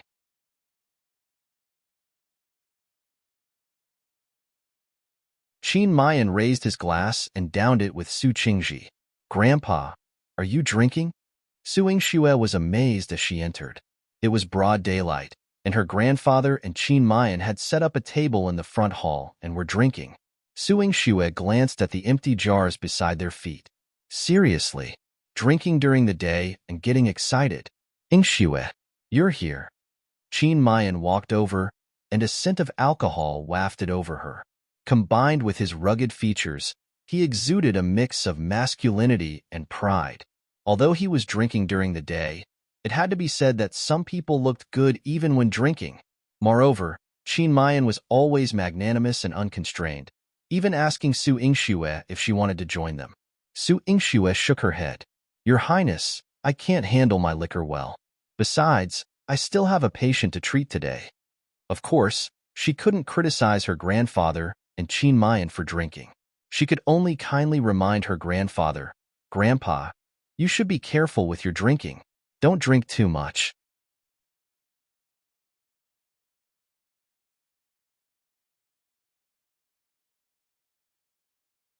Chapter 669. Qin Mayan came to propose, I know. Grandpa knows you're a good doctor. They'll listen to you and not drink too much. These 2 jars are already finished. Forget it. Su Qingzi's flushed face lit up with a bright smile. Goodness, 2 jars finished just like that. Su Yingxue didn't know how Qin Mayan managed to make her grandpa drink with him so happily on their first meeting, but as long as her grandpa was happy, that was all that mattered. Su Yingxue stepped forward to report, Grandpa, today I still need to go to Qilin Garden to see young Master Xiao. He'll have to trouble you to entertain the Scarlet Flame King. Qin Mayan saw Su Yingxue about to leave and quickly stood up. Yingxue, are you making a house call? Su Yingxue nodded. Yes, the Xiao family and noble consort Xiao asked me to treat young Master Xiao, and I agreed. Furthermore, I still have some cooperation with young Master Xiao that needs to be discussed in detail. One can't entertain your Highness today, so please forgive me. But one came today because one have something important to discuss with Miss Su and General Su. Qin Mayan's eyes were sincere. Despite being somewhat drunk, he exuded an even more heroic aura. Yingxue, you don't need to go out today. Young Master Xiao has already sent someone to inform us that he will personally come to the Marquis Manor this afternoon. Su Qingji instructed her, before young Master Xiao arrives, please entertain the Scarlet Flame King first. A trace of doubt flashed across Su Yingxue's eyes. Why did Xiao Yu come to the Marquis Manor for no reason? Coincidentally, was Qin Mayan also here today? Su Yingxue thought that it was meaningless to think too much now. When Xiao Yu arrived, she would know what he was up to. She asked Qin Mayan if he wanted to arrange a room to rest. Qin Mayan said it was not necessary. He wanted to take a walk in the Marquis Manor. Su Yingxue then led him around the Marquis Manor. The architecture of the Marquis Manor was grand and majestic. The pavilions, towers, and houses were all tall and wide. Even the gardens were mostly composed of fake mountain forests rather than flowers. Qin Mayan and Su Yingxue passed through the stone door and walked to a place with a wide view. A waterfall flowed down, and the deafening sound made one's blood boil. Qin Mayan felt a surge of hot blood in his chest. Su Yingxue was about to introduce it to him. This waterfall is an imitation of Qingtai Mutin, Yingxue. I've come today to propose marriage to you. He grabbed Su Yingxue's hand and interrupted her. His bright eyes stared at Su Yingxue with a blazing flame that seemed ready to consume everything. Su Yingxue's hand, which he was holding, felt as if it were on fire. She quickly broke free from Qin Mayan.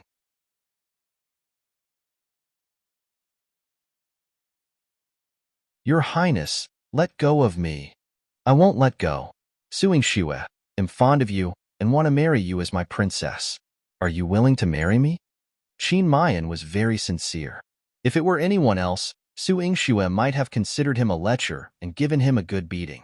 However, she couldn't do that to Qin Mayan. But she firmly rejected Qin Mayan. I'm sorry, Your Highness. I don't want to marry you. Want to have someone in my heart. Chui Han.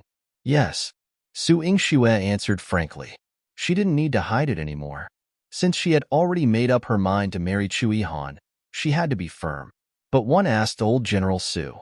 He said he did not agree to your marriage. I still have a chance. Qin Mayan was very serious.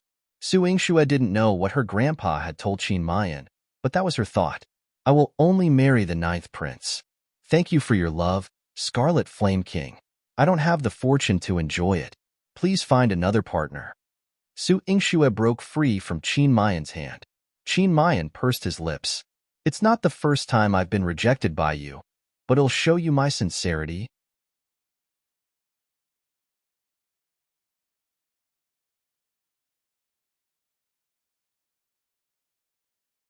Chapter 670. Xiao Yu also requested to marry Su Yingxue. Su Yingxue's cheeks were burning hot as she quickly walked back to the medicine hut. Saint Ruan saw her flushed face and teased her. Oh, did you go to warm yourself by the fire? You look like you're about to catch fire. Old man, shut up, or I'll pluck out your beard. Su Yingxue glared at him fiercely. Saint Ruan chuckled. You're all worked up now, like a rabbit ready to bite someone. But I'm not the one who proposed to you, so if you want to bite, find the right person. Oh, by the way, the person inside is still waiting for you. You're the rabbit. Su Yingxue retorted fiercely. But the person inside. Su Yingxue remembered that today was the day to detoxify Ziwei. She quickly snatched the medicine from Saint Ruan and dashed inside.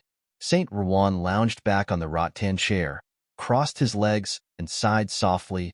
All, with so many admirers, can you settle it all in this lifetime? It seemed there were advantages to being alone. Inside the medicine hut, Ziwei lay on the hospital bed, visible poisonous gas emanating from his naked body.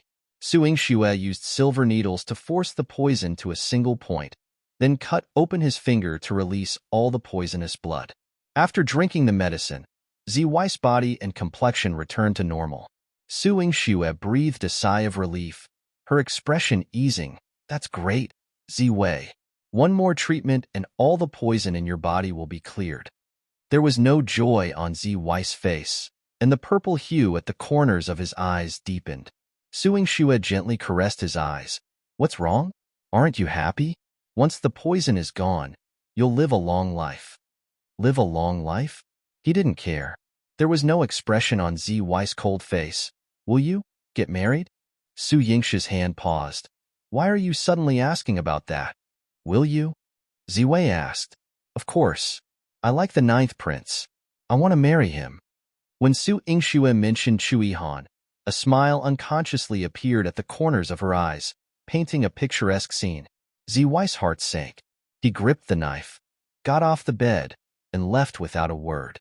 Ziwei, where are you going? Don't you want the candy anymore? Su Yingxue took out the candy packet from her belt, which he had been saving for him in case he refused to take the medicine. But today, watching Ziwei's retreating figure, she couldn't shake the feeling that he wouldn't return. In the afternoon, Xiao Yu arrived. Su Miaoyan couldn't contain her excitement, waiting eagerly at the front door. She rushed to greet Xiao Yu, expecting him to acknowledge her as usual, but Xiao Yu brushed past her with Xiao Si's help, as if he hadn't seen her, leaving Su Miaoyan rooted to the spot. Xiao Si noticed Su Miaoyan. Young master, Miss Miaoyan is here to pick you up, right? Shut up. Xiao Ye's face turned cold and stern, his handsome features pale, his demeanor even more grim. Young master. There was a hint of pity in Xiao Si's eyes.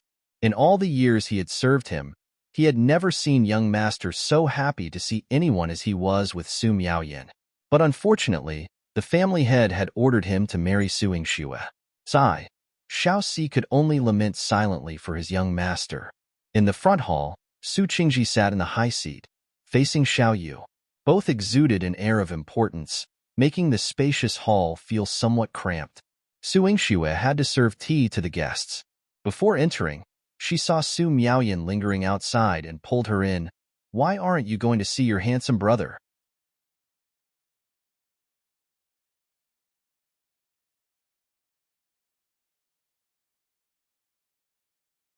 Chapter 671. Who should she choose? Su Miaoyan bit her lip. I think handsome brother has something important to tell Grandpa today. It's not good for me to go. You're very sensible. Su Yingxue patted Su Miaoyan's head. However, she still couldn't help but take a few more glances inside. Xiao Yu was wearing a lake blue brocade robe, and his entire aura was different from before. He was no longer indifferent. Today, he seemed more like the heir of the Xiao family, calm and magnanimous, making people's eyes light up. Su Miaoyan was especially attracted to and wanted to approve of Xiao Yu. However, she still knew her limits. She looked outside the door and went back. She didn't notice that when she was skipping away, Xiao Yu looked at her back with a hint of loneliness in his eyes. He couldn't disobey his father's orders, so he had to give it a try. Su Yingxue brought Jilan to the front hall to serve tea. She already knew Qin Mayan's intention.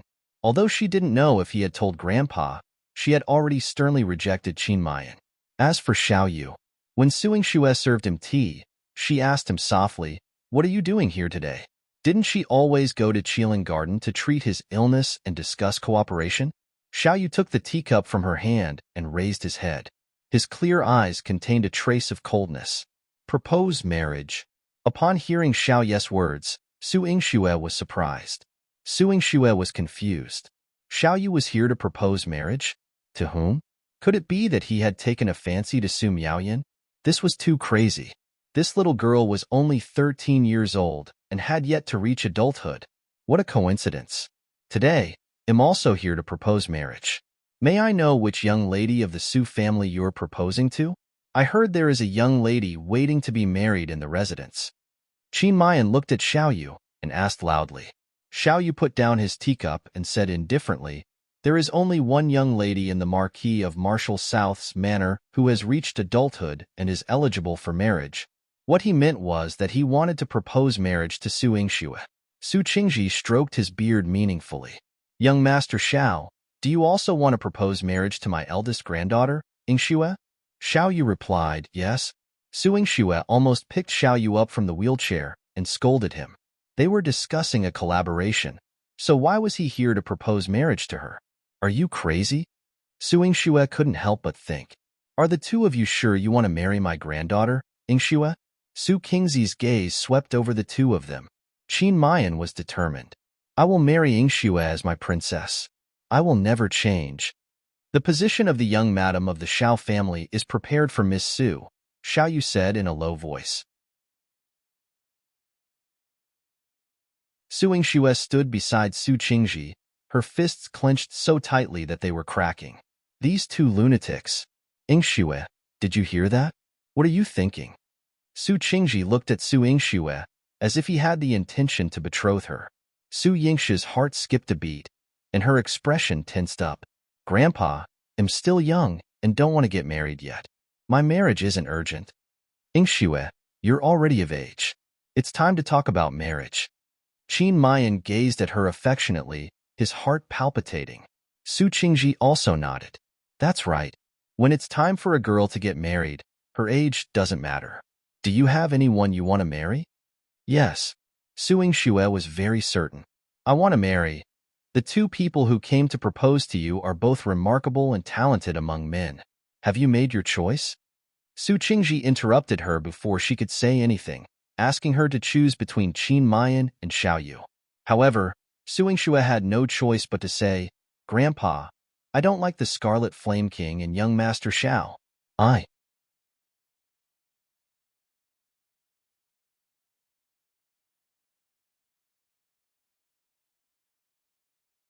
Chapter 672. Qin Mayan and Xiao Yu, but now, The ones who came to propose marriage are the Scarlet Flame King and young Master Xiao. Su Qingzi's voice was cold and imposing, carrying the authority of the family patriarch. If grandfather allows it, I can tell you that the ninth prince has long expressed his intention to propose marriage, Su Yingxue hastily added. If not for her concern about her grandfather's disapproval, Chu Yihan would have come to propose marriage on the first day of his return. Yingxue, you're a young girl, yet you keep asking people to come and propose marriage to you. It's improper. Su Qingji sternly rebuked Su Yingxue. Su Yingxue bit her lip and exchanged a glance with Jilan, wanting her to seek out Chu Yihan. However, Su Qingji then instructed, Jilan, you and Miss will serve in the front hall. You don't have to go out.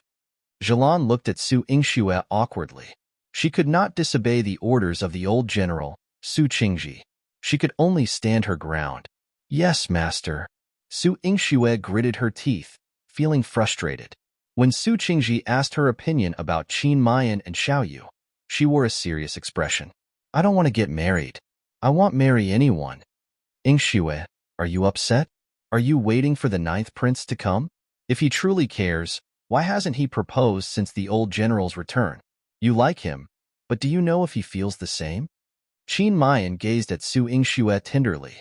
He wasn't trying to flatter himself, but after staying in Jiangdu City for so long, he had only heard rumors about Chu Yihan and Su Yingxue, but never about Chu Yihan proposing. If Chu Yihan were sincere, Qin Mayan felt he would have made a move. However, the rumors about Su Yingxue and him had persisted for so long. Despite the damage to his reputation, he hadn't made a move until now. It was truly contemptible. Of course he likes me. The only reason he hasn't proposed is because Su Yingxue hesitated to mention her grandpa's disapproval in front of everyone. No matter the reason, the fact remains that he hasn't proposed. Xiao Ye's words were cold but incisive. Indeed, regardless of the reason, wasn't it true that Chu Yihan hadn't proposed? So, Yingxue, if you still have feelings for him, you're the one who's hurting. It's normal to have competitors when you're as outstanding as you are. But sincere suitors may be rare. I don't mind if you choose between me and young Master Xiao. Qin Mayan expressed confidently. Qin Mayan believed Su Yingxue would choose him over Xiaoyu. Despite the Xiao family's immense wealth, Xiaoyu seemed indifferent. He wouldn't treat Su Yingxue as well as Qin Mayan would. I have no objections to competing with the Scarlet Flame King, Xiaoyu stated indifferently. Qin Mayan's Great Wei dynasty was thousands of miles away. Su Yingxue would never go to such an unfamiliar place. Moreover, Qin Mayan had a vested interest in her, so she would consider him more. However, they hadn't anticipated that Su Yingxue wouldn't yield under pressure. She turned and knelt before Su Qingji. Grandfather, I refuse to choose between young Master Xiao and the Scarlet Flame King. Please don't force me. Both were exceptional men, but she didn't want either of them. Su Yingxue glanced up at the roof. If Ziwei were here, he would understand and go to the ninth prince's mansion, right? But since he left, it felt like he would never return. Yingxue, why are you so fixated on Chu Yihan? Qin Mayan wanted to persuade her.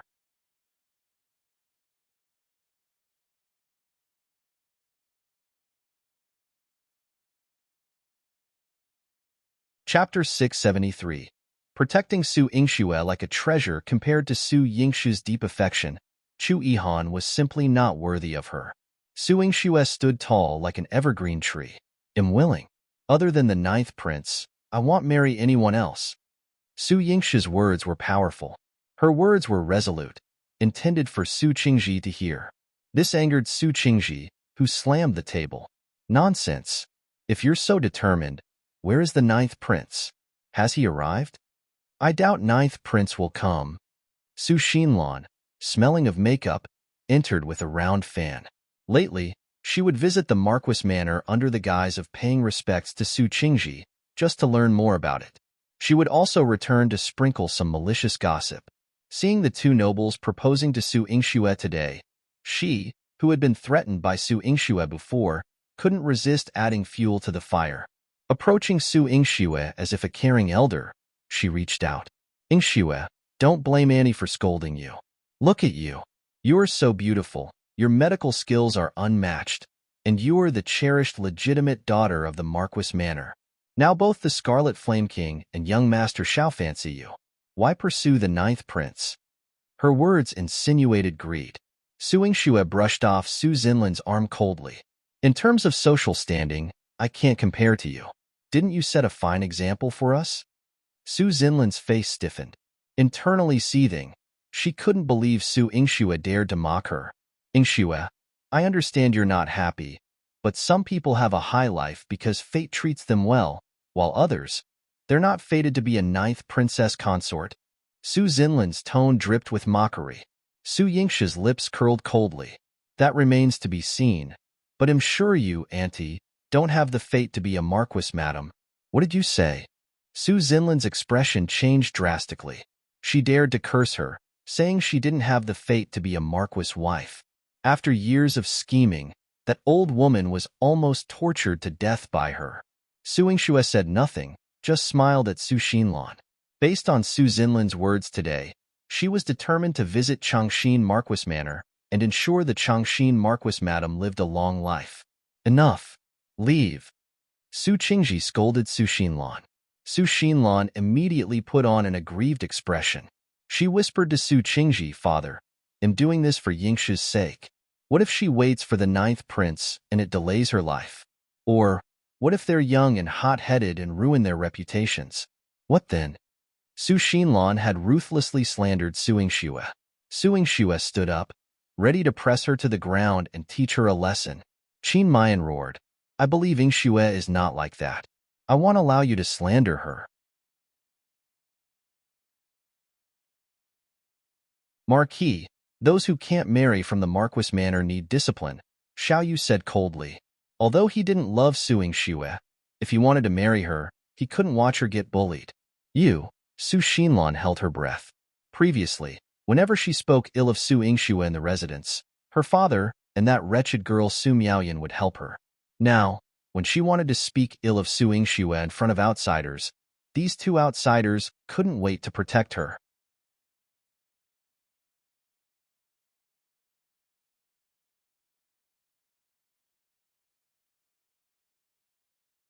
Chapter 674, Chu Yihan is here. Chu Yihan treated her like a treasure. Su Xinlan was furious. "Retreat." Su Qingji gave her a warning glance, telling her not to embarrass herself again. When he looked at Su Yingxue again, his tone became calmer. "You wanted to wait for ninth prince, but is he here now?" "Grandpa, he will come.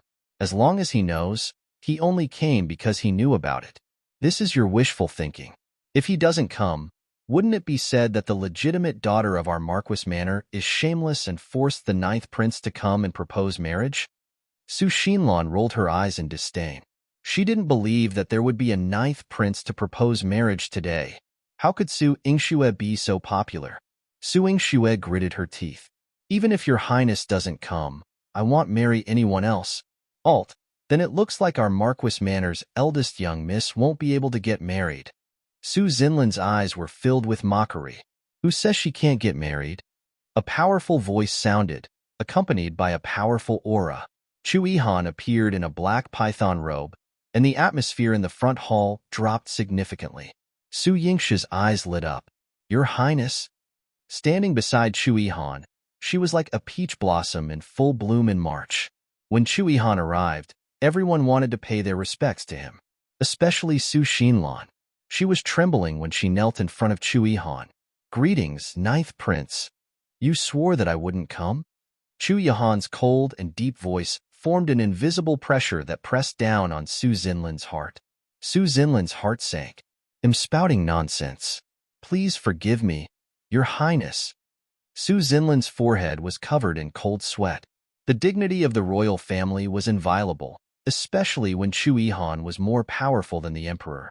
Being questioned by him was like being in hell, being roasted by the blazing lava. Chu Yihan glanced at her coldly. "In that case, I'll get someone to teach you how to speak properly." "Emochi." He called Emochi in, and Emochi walked to Su Zinlin's side. "Madam, please." Su Zinlin's entire body was trembling. Her face was pale as she stood up and wanted to ask for help. She looked at Su Qingji, but Su Qingji acted as if he did not see her. Beg Su Yingxue? Su Yingshue's eyes were filled with indifference. When she recalled what she had just said, Su Xinlan felt that if she disappeared immediately, she might not cause any more trouble. If Su Yingxue had said a few more words to Chu Yihan, she might not have been able to keep her life.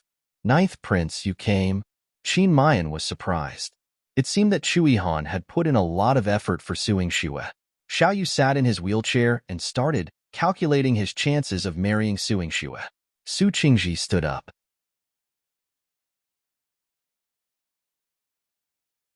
If there was one person who could be fearless in front of Chu Yihan, it would be him. He looked Chu Yihan in the eye. Your Highness, are you here today to propose marriage for Yingxue? Yes. Chu Yihan was very determined. I am willing to marry Su Yingxue as my princess. I will love and protect her for the rest of my life. Su Yingshue's heart was wrapped in warmth. But I don't plan to marry Yingxue into the royal family. Su Qingji stroked his beard and said, my eldest granddaughter married into the royal family and suffered a lot. Yingxue is the same. My Marquis Manor is a joke in Jiangdu City. That won't happen. Chu Yihan held Su Yingshue's hand. What happened to Su Han will never happen to Yingxue. Your Highness said so, but how can you guarantee that you can do it in the future? The husband's family is extremely important to a woman. I can't let Yingxue make her own decision.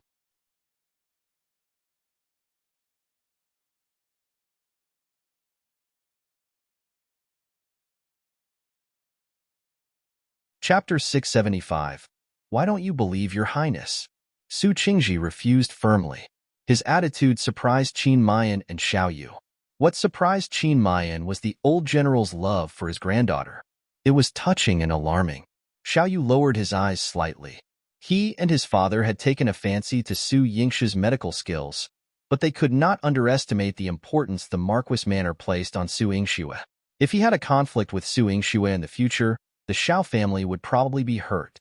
Su Yingxue looked at Su Qingji in confusion. Grandpa, your Highness and Prince Yangon are different people. I won't be bullied like my cousin. How could Chu Xiaotian compare to Chu Yihan? Besides, she wouldn't keep backing down like Su Han. You haven't married yet, so how do you know? Was Hainer a stupid person? Don't you know what kind of life she is living in the regional prince's mansion? Su Qingji asked back. His imposing manner cast a shadow over Su Yingshue's heart. The firmness in her relationship with Chu Yihan seemed to have been sealed. I promised to old general that I will only marry Su Yingxue as a princess in this life. While Su Yingxue and Su Qingji were arguing, Chu Yihan spoke up forcefully. Your Highness, Su Yingxue was slightly stunned. In her heart, she naturally wanted to become Chu Yihan's one and only mistress in the prince's mansion. However, she had learned this way of thinking from her mother. In this era where it was common for men to have 3 wives and 4 concubines, it was very unrealistic. Even though Chu Yihan had promised her that he would only love her, she had also thought that there would be changes in the future and that there would be other women by his side.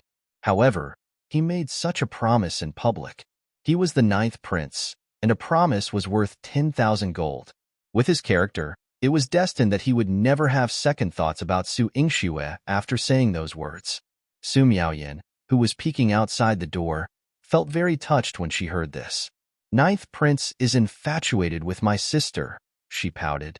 What Su Yingxue obtained was something that all the women in the world dreamed of. These words were enough to move people. Even Qin Mayan and Xiao Yu could not make such a promise. Qin Mayan looked at Chu Yihan with admiration. Xiao Yu's fingers moved slightly. He knew very well that Chu Yihan's words had reduced his chances of winning. However, Su Qingji was unmoved. I appreciate your Highness' intentions, but no one can say for sure what will happen in the future. The 9th prince's mansion is too prestigious. My granddaughter is not worthy of such a status. Grandpa, Su Yingxue bit her lip.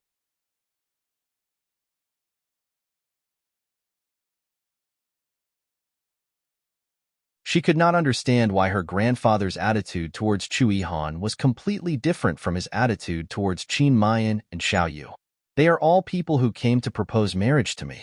Why does Grandpa not believe your Highness? She couldn't help but defend Chu Yihan. Chu Yihan tightened his grip on her hand. He looked at Su Qingji with a deep gaze. Old General, what must I do to make you agree to let me marry Yingxue? Chu Yihan vaguely sensed that Su Qingji was testing him. However, he did not think about what Su Qingji was dissatisfied with him about. His identity? His revenge? What Su Qingji knew was more detailed than anyone else. Whether it was his brother's disappearance back then, or his mother's sudden death for no reason. Su Qingji's eyes were clearly connected to Chu Yihan's. What he was thinking was exactly what Chu Yihan was thinking. He stared deeply at Chu Yihan and said in a strong voice, I don't want Yingxue to become the 9th princess consort. Please, Your Highness, give up on this idea.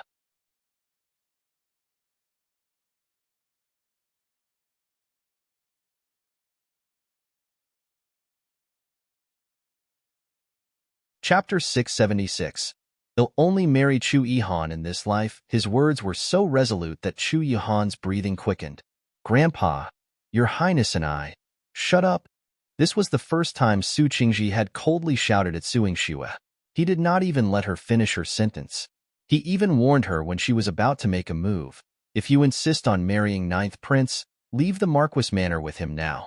From now on, you are no longer my granddaughter and have nothing to do with the Marquis Manor. Su Qingzi's voice was loud and clear, and everyone present heard it. Even Su Miaoyan, who was outside the door, felt her heart tremble. Grandpa is angry. He wanted to chase Sister Shui out of the house. Grandpa!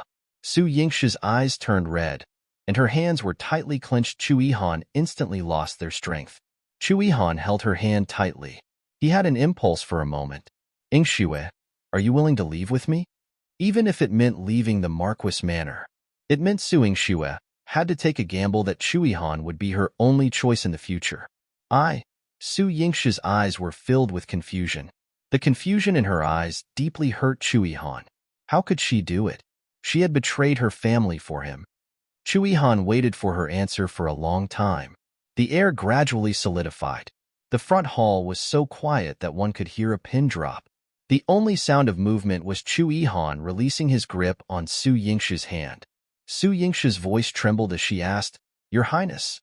Chu Yihan was still in front of her, but the moment he let go of her hand, her heart seemed to have been taken away. Chu Yihan's footsteps were heavy as he left. Thump, thump.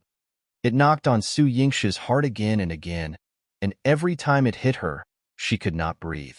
When she regained consciousness and chased after him, Chu Yihan was nowhere to be seen. Su Yingxue stood in the empty courtyard. Her eyes were empty as she wandered around weakly. Su Miaoyan was afraid that she would fall and quickly went up to support her. Sister, be careful. 9th Prince, he left just now. He rode the horse, so it should have gone very far. Even if Su Yingxue chased after him now, she wouldn't be able to catch up. Yingxue, come back. Su Qingji called out to Su Yingxue, who was about to rush out of the Marquis Manor. He punished her. Go to the ancestral hall to reflect on your mistakes. Grandpa! Su Yingxue's red eyes were filled with intense emotions. Go to the ancestral hall. In the end, she did not dare to go against her grandfather. The injustice of her grandfather's death in her previous life had not been repaid. Su Yingxue gritted her teeth and went to the ancestral hall. When she left, her entire body emitted a sense of powerlessness.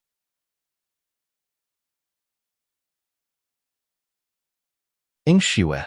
Qin Mayan wanted to follow, but Su Yingxue ignored him. He continued to chase forward, but Jilan blocked him. Scarlet Flame King, please have some self-respect. The ancestral hall is an important place. Other than the Su family, no one can enter. I only wanted to comfort her, Qin Mayan explained. Miss doesn't need anyone's comfort now. Thank you for your kind intentions, Your Highness. Jilan rejected on behalf of Su Yingxue. Qin Mayan was also a stubborn person. He did not listen to anyone's advice and insisted on chasing after Su Yingxue. He used all his patience to say what he could to Su Yingxue. However, Su Yingxue, who was kneeling in the ancestral hall, only replied indifferently, I will only marry Chu Yihan in this life. She would not marry anyone else. Qin Mayan had never suffered such a heavy blow before. However, he saw that Su Yingxue's face was full of disappointment and dejection because she was in a bad mood. Perhaps old General Su had taught her a lesson so harshly that she was no longer in the mood to deal with him.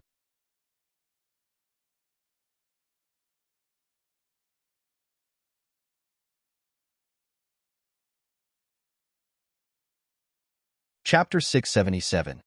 You deserve the best. Qin Mayan stood up and said in a strong voice, "When you are feeling better, I will come to propose marriage to you."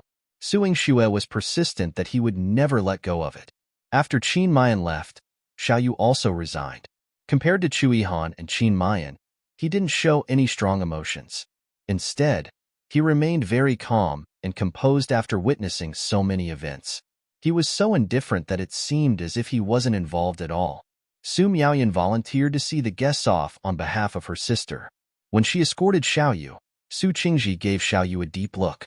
"General, I'm afraid this young man isn't simple," Su Wei said beside him. Su Qingji nodded. "He's indifferent and otherworldly, yet at ease. He's truly a talented among men. If he were the head of the family, Xiaoyu would be perfect, but as a husband, Su Qingji knew very well that he would never choose a cold-hearted person like Xiaoyu for Su Yingxue." Su Miaoyan walked to Xiaoyu's side, her long hair styled into a simple bun. The tassels on the hairpin tinkled, making her voice even crisper. "Handsome brother, why did you propose to my sister Xue? Do you like her very much?"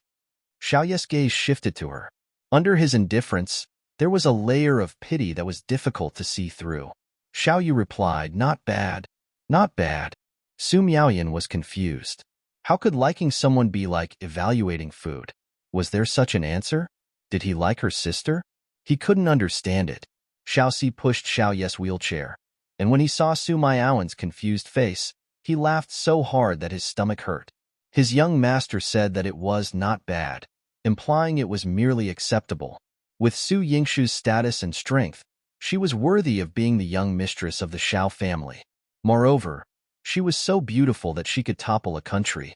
It was even rarer for her to be able to cure Xiaoyu. That was why Xiaoyu's father, the head of the Xiao family, had asked Xiaoyu to come and propose marriage after weighing the pros and cons. However, it seemed that things weren't going well today. "Handsome brother, you have to be responsible for marrying my sister. You have to love her and spoil her, and you need to be very capable." When Su Miaoyan escorted Xiaoyu to the entrance of the Marquis Manor, she tilted her head and smiled at him. "Why?" Xiaoyu said indifferently. "Because Sister Xue deserves the best." After Su Miaoyan finished speaking, she pointed outside the door. "We're here. Take care, handsome brother." When Su Miaoyan turned around and returned to the manor, she was still thinking that if Xiaoyu were also her brother-in-law, she would be able to see him often. She liked to see his face. How good would it be to see it every day?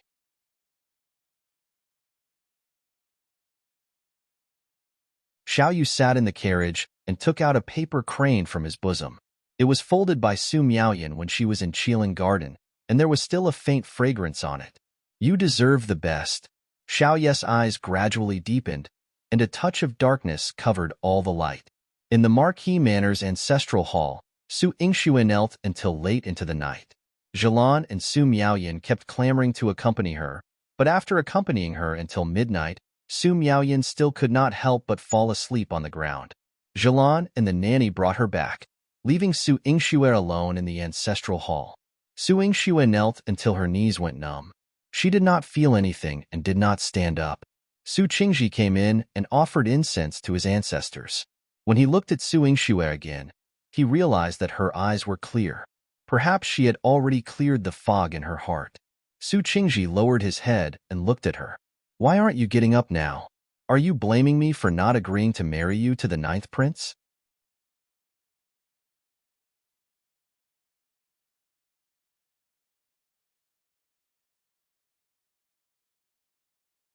Chapter 678.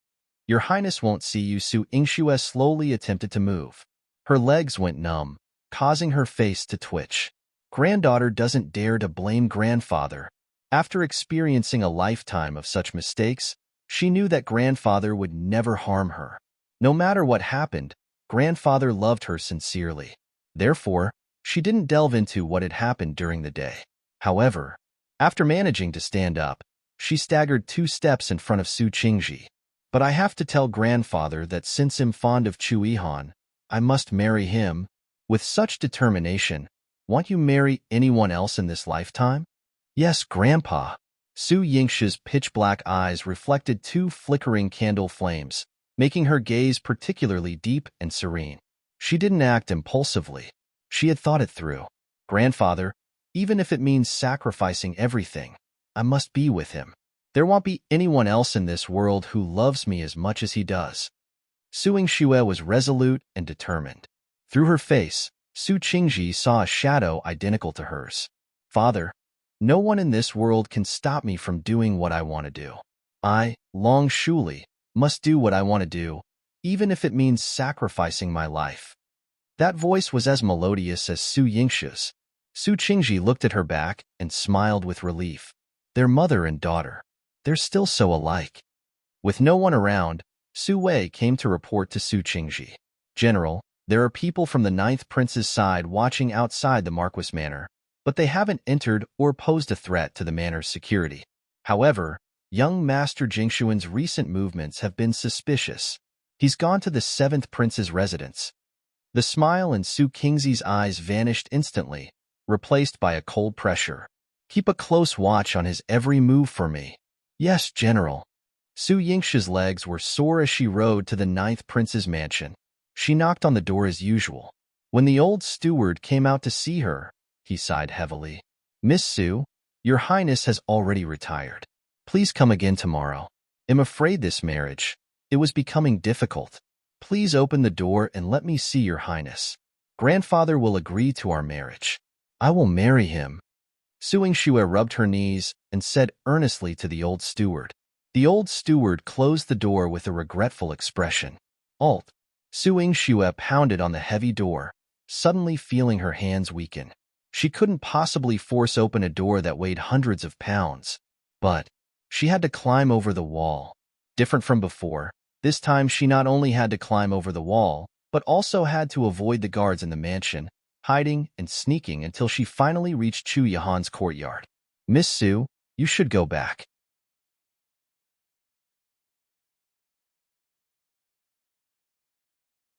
Your Highness has indeed ordered not to see you today. You don't need to come to the mansion anymore. Emochi held his sword and blocked her way. He, too, felt regretful, but he had the same responsibility as the old steward. No one could disobey Chu Yihan's orders.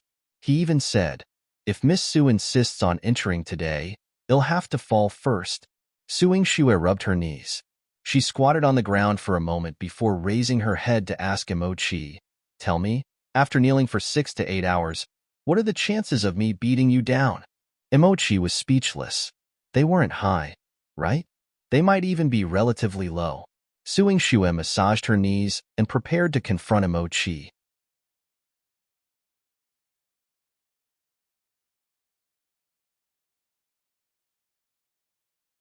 Chapter 679. Chu Yihan is drunk. Emochi was also compelled to draw his sword. But, roar! A vigorous white figure leaped down, roaring at Emochi and baring its teeth. Emochi was startled. You, why aren't you asleep yet? Why would a big tiger stay up all night if it didn't learn something good? And it even loves to meddle in others' affairs. Shanbao rolled its eyes. It licked Su Yingshue's knee and gently patted it with his paw. Su Yingxue looked at him in surprise. Shanbao, are you here to help me? Shanbao turned its head and showed a fierce expression to Emochi. Its massive body, sharp teeth, and agile movements just now were all terrifying. If it were an ordinary person, they would have been scared out of their wits by him. Emochi's legs trembled. Shanbao, this is the master's matter. Are you sure you want to interfere? His master would deduct its meat. Roar! Shanbao pounced at Emochi without hesitation, clearing the way for Su Yingxue. Su Yingxue shouted excitedly at him. Shanbao, wait for me. I'll feed you the best meat. Howl! Shanbao had already knocked Emochi to the ground. He looked up and let out a long howl, appearing extremely excited. It was Emochi who suffered being pinned down by him. He struggled, but Shanbao's claws hit his heart. Damn it! Emochi's chest was heavily pressed down, and he could hardly breathe. If this tiger made any move, Wouldn't its claws tear him apart? Emochi glanced disdainfully at Shan Bao. You traitor.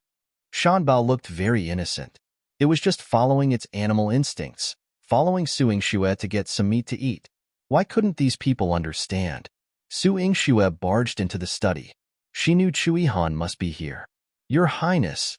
However, the scene that met her eyes was something she had never imagined in her life. The ground was littered with wine jars. A strong gust of wind carrying the smell of blood blew over. Su Yingxue was choked by someone. This immense force could snap her neck in an instant. Your Highness. Su Yingxue's timely voice helped Chu Yihan's hazy eyes gradually clear. His eyes were bloodshot, and the blood vessels in his eyes were rampant and dense, forming a net that enveloped his eyes, along with complex emotions. Chu Yihan released his grip. The warm touch on his hand reminded him that the person in front of him was Su Yingxue. If he didn't let go, he would hurt her. So he simply let go. Su Yingxue was released and coughed heavily. Cough. Your Highness, why are you drinking so much? She didn't know if Chu Yihan's alcohol tolerance was good, but she could tell that Chu Yihan wasn't a person who liked to drink. Other than at palace banquets, she had never seen him drink. But now, Your Highness, can you please stop drinking? She stepped forward, wanting to take the wine jug from his hand, but he waved it away. I want to drink, you go. Your Highness. Chu Yihan's long hair was somewhat disheveled, and he didn't look as noble anymore. There was a sense of helplessness and dejection in him. This was an emotion that Su Yingxue had never seen from this man in her previous and current lives. How could the ninth prince, even more honorable than the emperor, the heavens' favored son, drown his sorrows in wine? Chu Yihan's mind was intoxicated by the wine, but he still remembered clearly that he was forced to let go of Su Yingxue's hand in the Marquis manner. He waited for her, but she didn't hold his hand or chase after him. Chapter 680. Su Yingxue, come down. Between her family and him, she had made her choice. As for Chu Yihan, he was not so honored to be her choice. Your Highness, I don't want to explain anything to you, but I want to tell you something. Turn around and look at me. Su Yingxue mustered up her courage as her heart pounded wildly in her chest. Chu Yihan's hand on the table tightened slightly. Should he turn around? What if it was a deeper rejection? She came to tell him that she had chosen the Marquis manor and her family, abandoned his love, and cut off all ties with him. Or did she think that Qin Mayan and Xiao Yu were more suitable for her than him? Chu Yihan's mind was filled with these thoughts, making him extremely frustrated. No turning around. He wouldn't have to face her. He could even be a little rough. You can leave. The red silk in the residence has been removed. This was something he ordered people to do after returning from the Marquis manor. Forget about the marriage. What's the point of keeping these red things? An eyesore. Why do you want to tear it down? Don't tell me you won't marry me. Chu Yihan, you're a traitor. Su Yingxue gritted her teeth in anger. Did he just say that he wasn't going to marry her? When did I betray you? I want to marry you, but you. Su Qingji did not agree, so she did not take another step forward. Aren't I here? Chu Yihan, if you don't marry me, they'll make sure that you won't be able to marry anyone else for the rest of your life. What mature, steady, calm, and composed? Screw all of them. She wanted Chu Yihan. Su Yingxue jumped onto Chu Yihan's body and wrapped her legs around his waist. Her entire body was hanging on his body like a pendant, and her arms were tightly wrapped around his neck. This change came a little too quickly. Chu Yihan rubbed his sore forehead. His nose was filled with the unique fragrance of the girl's body. There was also a faint herbal fragrance. The wine pot emitted a strong smell of alcohol, which instantly made him feel a little disgusted. He threw away the wine pot in his hand and said in a low and hoarse voice, Su Yingxue, come down. I'm not going down. Come down. I'm not going. I'm not going. I'm not going. If you don't come down, don't blame me for making a move on you. If you have the ability, throw me out, or I won't come down. Su Yingxue bit her lip and held Chu Yihan tightly. She did not believe that Chu Yihan would dare to throw her out. Chu Yihan let her hug him. The pain that Su Yingxue imagined did not come. Instead, her shoulders sank. Chu Yihan rested his head on her neck. The smell of alcohol mixed with his cold fragrance enveloped Su Yingxue. His deep and hoarse voice exuded the elegance of a mature man, making one intoxicated. Su Yingxue, if you don't go down, I won't let you go. Su Yingxue would usually be shocked when she heard this. But at this moment, she liked his possessiveness. She even playfully blew into his ear. If I don't go down, what will happen to me? Chu Yihan's body was ignited by her as if a fire had been lit within him, and it spread from his heart. He could no longer restrain himself and pulled Su Yingxue down. Then, he pushed her a few steps away. Su Yingxue, stay away from me. If you can't be my princess, then let's go. I'm not leaving. Su Yingxue's eyes reddened as well. She clung onto Chu Yihan's shoulders, stood on her tiptoes, and kissed his lips forcefully. This time, she was the one leading the way. The kiss went deep, until she deliberately indulged him, allowing Chu Yihan to take over everything she said. This was a war without smoke. For the first time, Chu Yihan felt that victory was not in his grasp.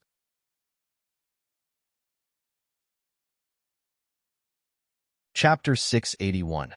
Feichuan Pavilion. The woman before him was breathtakingly beautiful, with cheeks as fair as bone china, tinged with a blush that stirred the heart. He could restrain himself once, twice, thrice. However, he couldn't guarantee that he could restrain himself every time. His voice, lowered and tinged with threat, also carried a hint of alcohol as he exhaled. Su Yingxue, do you realize how dangerous you are right now?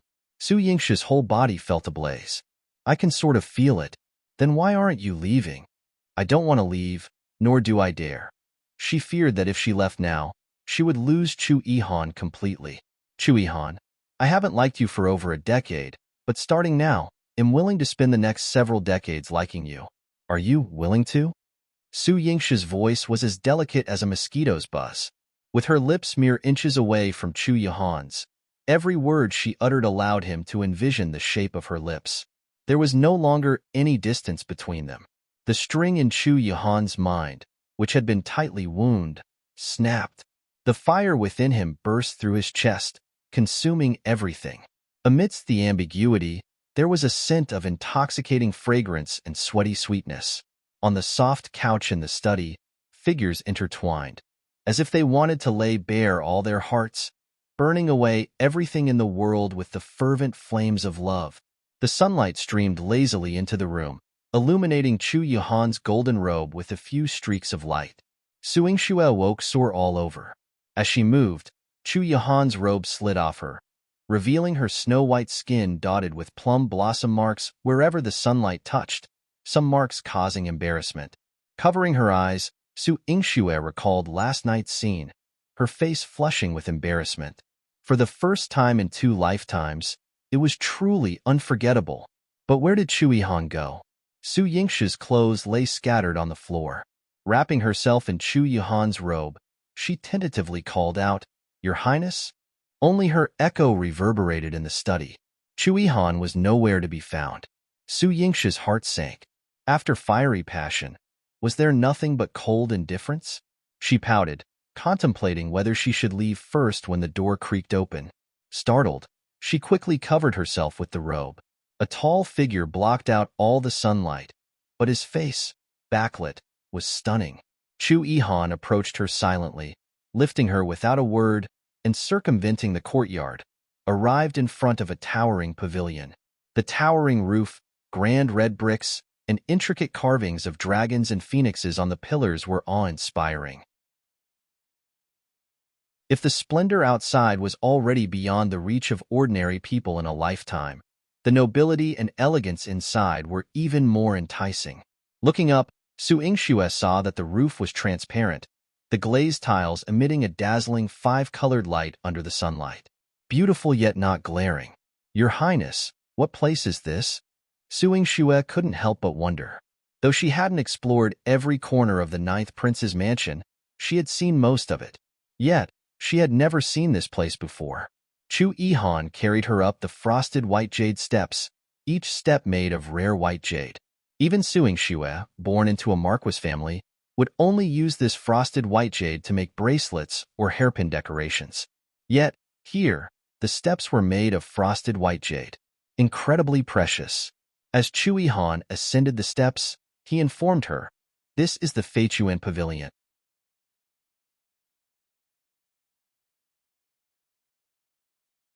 Chapter 682. The first time I met my mother-in-law Su Yingxue had never heard of it before, but it must have taken a lot of effort to build this place. The sparkling light of the glass attracted her. She turned her head and saw a hot spring. Layers of white mist rose from the pool, and the sound of flowing spring water gradually came. The beauty in front of her was as beautiful as a dream. Feituan Pavilion, is it a natural hot spring? Su Yingxue smelled it. It was the smell of natural spring water and the abundant spiritual energy in the mountains. It was fresh and sweet. Chu Yihan nodded and carefully placed her into the pool. The moment her body was wrapped in the hot spring, Su Yingxue's soreness and fatigue were relieved. She was soaking in the pool. When she looked up at Chu Yihan, she squinted her eyes comfortably. Chu Yihan used a handkerchief to gently wipe her body. His fingers caressed the marks on her body, and the corners of his lips curled up unconsciously when he recalled that he had left them last night. Su Yingxue turned around and lay in front of Chu Yihan. Her small feet kept splashing in the water. She smiled. "Would your highness come here alone to enjoy yourself? I'm afraid that even the imperial palace would find it difficult to build one. Not to mention how much money had been spent, just the exquisite design and the difficulty of laying glazed tiles on the roof were not something that could be done by ordinary craftsmen. Only a person who could make people submit to him could gather so many people to build this building." Chu Yihan pinched her little face. "This is my mother's place. Today, I'm bringing you to see her." "Heir?" Su Yingxue's eyes widened. Chu Yihan pointed at the wall opposite him. There was a painting of a beautiful lady hanging on the flawless white wall. The woman in the painting was as beautiful as a fairy. The sweet smile on her lips was very touching. Su Yingxue could not help but sigh. "It's so beautiful." A portrait was already so beautiful, and it was unknown how beautiful she would be in person. When Su Yingxue was moved by Imperial Consort Shu's beauty, she suddenly remembered that she was Chu Yihan's mother. She covered her face and cried out, He wanted to jump out of the pool and run out. "What's wrong? Is the water hot?" Chu Yihan quickly hugged her. His hand touched the hot spring water. The temperature was relatively high, but it was not so hot that Su Yingxue screamed in panic. "No." Su Yingxue's face was so red that it looked like it had been cooked. "This is my first time meeting your mother. How can it be like this?"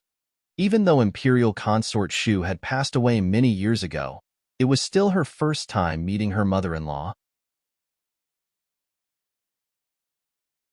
She should bathe, change her clothes, and worship her mother-in-law. Now, what was the situation now? She came to his mother's place after she had sex with Chu Yihan. Could Chu Yihan let me be mentally prepared? She thought. When Chu Yihan heard this, the corners of his mouth curled up slightly. "Mother has already met you." It meant that no matter what it looked like, it was already the truth. She was already his princess. After Su Yingxue had showered and changed, Chu Yihan said that he would bring her back to the Marquis Manor. If he returned at this time, he would face Su Qingzi's rage. However, since they had done such a thing, they had to have the courage to face it and the ability to bear the consequences. Su Yingxue and Chu Yihan held hands and walked into the manor together. At the door were Su Miaoyan and Jilan, who had been on tenterhooks for a long time. When the two of them saw Su Yingxue, they quickly went to her side. "Sister Xue, you worried me to death."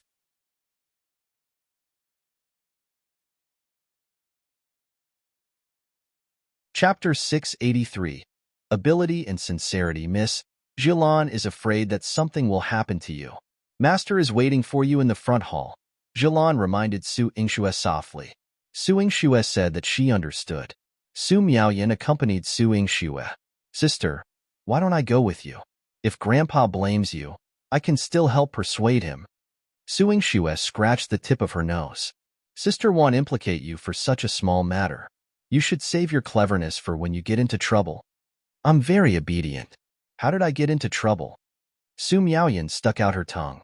Although she said this, she knew in her heart that Su Yingxue did not want to implicate her. Ah, whoa! Su Xinlan cried out in surprise from the corridor not far away. Oh, right. She just got punished, and now she could only make such a sound. Even though she saw that Su Yingxue was safe and sound, she had 10,000 vulgarities in her heart that she wanted to curse, but she could only hold them in. She grimaced slightly. The pain from the flesh was about to kill her. You deserved it.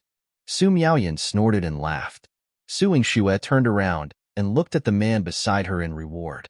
Your Highness is indeed amazing. Chu Yihan rubbed her head and accepted her praise. They went to face Su Qingji together. As they expected, Su Qingji reprimanded Su Yingxue and still disagreed with her marriage to Chu Yihan. Old General Su, I am determined to get Su Yingxue. Chu Yihan exuded the imposing aura of a superior. Even Su Qingji had to admit that he wasn't someone who wasn't afraid of the imperial power. If Ninth Prince insists on marrying her, I naturally can't stop you. However, Su Yingxue didn't get married from the Marquis manor. Su Qingji put down his teacup with an indifferent expression. It was fine if it was someone else, but Su Qingji had done such a thing before. Back then, Su Xinlan had made a mistake. Not only did she not get married from the Marquis manor, but she was also not recognized as the daughter of the Marquis manor for more than 10 years. The same thing could happen to Su Yingxue. Su Yingxue pursed her lips. Even so, Yingxue still has to marry the 9th prince. Su Qingji snorted. You're all very determined. All right, am not unreasonable. If you want to marry my granddaughter openly, you have to show me your ability and sincerity. On the surface, Su Qingji relaxed. Grandpa? Su Yingxue's eyes lit up. You agreed? Your Highness' sincerity and ability are right in front of us. Chu Yihan wasn't someone who could be easily suspected. He was the 9th prince. Chu Yihan could hear the hidden meaning in Su Qingji's words. What sincerity and ability do you want to see, old general? Sincerity is to make me feel that only your Highness is the most suitable person for Yingxue. As for ability, want your Highness to do it and use your most precious thing as a betrothal gift. Although Su Qingji was a military general, he was not inferior to the prime minister. His meticulous thinking was admirable. Su Yingxue could guess that the first sentence was to ask Chu Yihan to reject Xiao Yu and Qin Mayan's marriage proposal, even if he was the most suitable person for him. As for Chu Yihan's most precious possession, Su Yingxue was a little hesitant. She didn't know what her grandfather wanted, nor did she know what Chu Yihan would do. I agree. Chu Yihan did not hesitate at all. His decisiveness made Su Qingji feel a sense of admiration.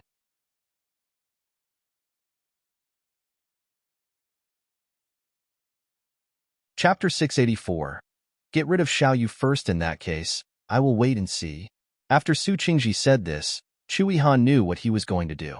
He wanted to go to Qilin Garden, and Su Yingxue grabbed his hand and ran after him. Su Qingji shook his head and sighed. As expected, a grown woman can't be kept. Su Miaoyan had unknowingly caught up to the carriage. It was a little fierce last night, so Su Yingxue couldn't ride a horse today. She could only sit obediently beside Chu Yihan. There was even a thick mattress under her butt. Su Miaoyan's innocent eyes looked at Su Yingxue enviously. Sister Xue, brother-in-law treats you so well. He was afraid that you would hurt yourself when you sat in the carriage, so he put such a thick cushion on it. Su Yingxue's lips twitched awkwardly. It's not particularly good. After all, it was Chu Yihan's fault. Chu Yihan lowered his head and glanced at her. Didn't I treat you well enough last night? Enough. But, Su Yingxue glared at Chu Yihan. Didn't she know that Su Miaoyan was still a child? How could he say that in front of her? She doesn't understand. Chu Yihan was very certain.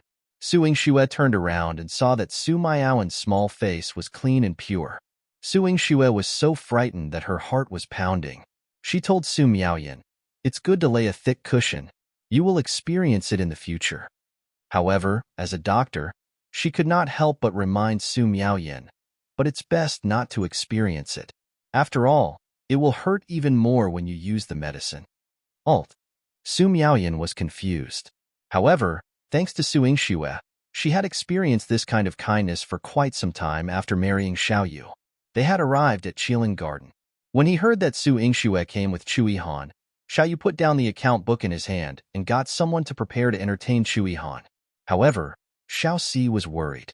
"Young master, this ninth prince brought Miss Su to the door aggressively.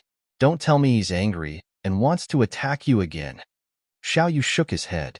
Chui Han only loses his mind once in a while. A man who had been through countless battles, won every battle, and was incomparably wise, had cultivated a peerless martial arts technique. He was not going to use it to fight and kill in life. This time, Chui Han would only come to negotiate with him. Ma Yuan Pavilion. A refreshing fragrance floated in the light of the golden Nanmu. It was exceptionally beautiful. The four people sitting in the hall all had rare beauty. Chu Yihan was a heavenly being.